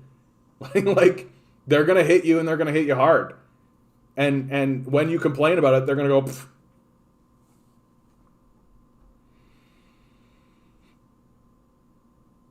Goes downhill, waves to Boris. I'll stop for a drink on my way back up. That jump ended at a patty. I've been on an Arab socialist Discord. It's mind-blowing hearing stories and news from that side of empire. Yeah, found out that about Israeli's new wall and Gaddafi's son running in Libya there. That's good information. I can't spend too much time there. It's bad for my mental health. It's bad enough that I do this, to go in and hear it from that side. But I'm glad that you're doing it, Major. Report back to me, bud, because, like, that's good stuff. Knowing how ambitious China is, they'll build a bridge from Guinea to Brazil so they keep the high-speed rail going the whole way. Yeah, maybe. Oh, what's my opinion on JP? Oh, boy. Maybe come in and ask me that. Hey, Chris, how you doing, bud? You're coming in right at the end of the stream. I think that Jordan Peterson has just bit off more than he could chew. That if all he did was stay within the realm of, his works, The 10 Rules for Life and 10 More Rules for Life, are essentially just a restatement of The Secret, repackaged for white men. Like, really, that's what he is. And I don't think that there is anything intrinsically wrong with that. Telling people to clean up their room and, like, straighten up and all this kind of stuff. Like, I don't think there's anything essentially wrong with that. But it is The Secret repackaged, right? Where Jordan Peterson gets into thick waters is when he starts commentating on stuff outside of his purview, which is most things, because he doesn't actually know anything. That Jordan Peterson doesn't actually have a material historical analysis of the world, right? He doesn't actually know what communism is. He doesn't actually know what socialism is. He is illiterate when it comes to the history of labor in his own country. He doesn't know what capitalism is. Like, he doesn't actually have that many interesting things to say on the subject. And yet he has very strong opinions, right? And so in the end, he just kind of ends up being like the smartest dumb guy in the room, right? Like, he's a guy that a lot of conservatives can point at and be like, there's a smart sounding guy that's saying the things that I think, right?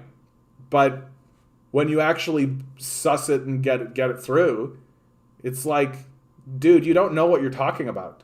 And it's really obvious. Like, it's really, really obvious. Like, he says things like, well, at least capitalism creates wealth. And it's like, capitalism steals wealth. Like, what, you think they were creating wealth when they enslaved the black population? Like, was that wealth creation in capitalism? I mean, according to the slavers, it was. Like, is that a successful system? And he just keeps falling back on, like, tired tropes. And if anybody actually challenges him, he just retreats. He just retreats into like, I think it's personal responsibility and everybody needs to stand up and all that kind of stuff. And he's like an individualist fundamentalist. And so he ends up being incoherent about most things that he talks about. And the only reason he's jammed in front of us is because he's a very well articulate conservative. And corporate power structure likes that about him. But he doesn't really have that much to say about empire. He denies the existence of systemic racism. He doesn't talk about systems at all, which means he's illiterate. And he is. He's widely illiterate. Like, which is a shame, because I actually do think that if he put the work in and he actually found something out about the world that he lives in, he could be a powerful voice. But he's not really that interested in that, right? He's interested in telling incels to buck up, which is fine. Like, honestly, I mean that. Like, I am completely fine if Jordan Peterson wants to hit incels on the back and be like, stand up straight, clean up this room, go take a shower, right? Like, fine with that. And if the incels are all like, oh, sir, yes, sir, yes, sir, go clean it, go, yes, sir. And if they're going to stand in front of you and be like, I found Jordan Peterson to be a very useful person, you know, I thought that he helped me out in a tough time. Then great. Really. And I really do think that the difference between a guy like Shapiro and Jordan Peterson is that, like, I think Jordan Peterson wants to help. He just, he is a victim of the propaganda too. That, like, he's fallen for the reefer madness, right? Like, he went through the McCarthy era and he was like, yeah, that's right, communism is bad. And doesn't really know anything outside of that. Yeah, I debate kids out of university and only give them one chance to speak before I cut them off and make 10 points in one sentence, Shapiro, yeah. The other funny thing about Ben Shapiro is that he's always talking about what Judeo-Christian values have produced while hating Muslims without realizing that Islam is the Judeo-Christian religion. Yeah. No, it's ridiculous. Like, you want these guys to be literate? Oh, that's not going to happen. Hello. John tends to fall behind on chat if he doesn't answer your comment yet. Loaf, you're covering for me. I really, like, I'm well over time. Ooh, mac and cheese. Mac and cheese? No kidding. Remove? No, that's not what I wanted to do. That's what I want to do. All right, guys, we are getting to the end of this one. Just in time for the spammers to come in, right? Just in time for the spammers to come in. Zizek was incredibly kind to Peterson, if you ask me. He was incredibly kind to Peterson. Like, I think it really was like that moment that Peterson said, and I've said it several times, but the moment that Peterson said, at least capitalism creates wealth. Like, if you can't dunk on that, it's because you're choosing not to dunk on that. Like, I really do think that Zizek really chose not to dunk on Peterson there. And, like, really decided to give him a break. Because, like, you should be able to dunk on that statement, right? Like, no, what are you talking about? Capitalism generates wealth. Like, Michael Parenti has addressed that very, big cheese attack, yeah. It's the big cheese attack. Michael Parenti addressed that issue pretty cleanly, right? Which is like, capitalism doesn't generate wealth. Capitalism steals wealth, right? That's how it operates. Like,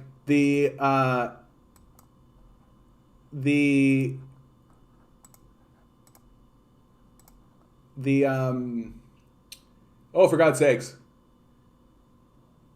Yeah, exactly. There are no poor nations, right?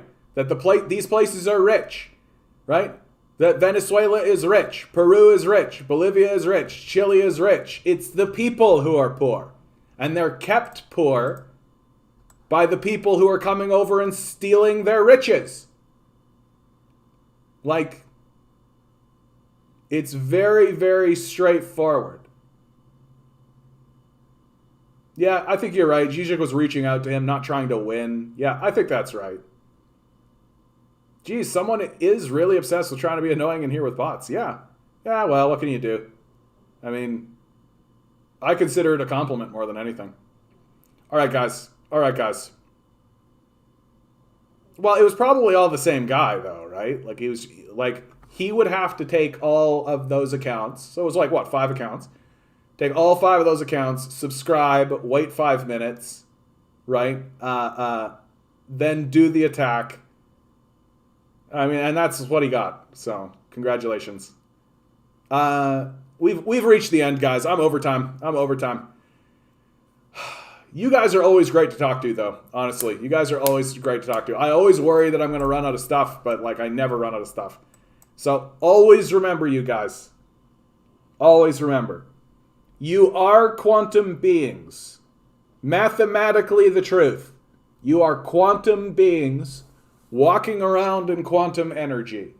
These billionaires are spending hundreds of billions of dollars in order to convince you that something else is going on. Because if you believe that you are their equal, you're not going to put up with their shit. And you shouldn't. Rebel. Revolt. Repent. Good luck. We're going to need it.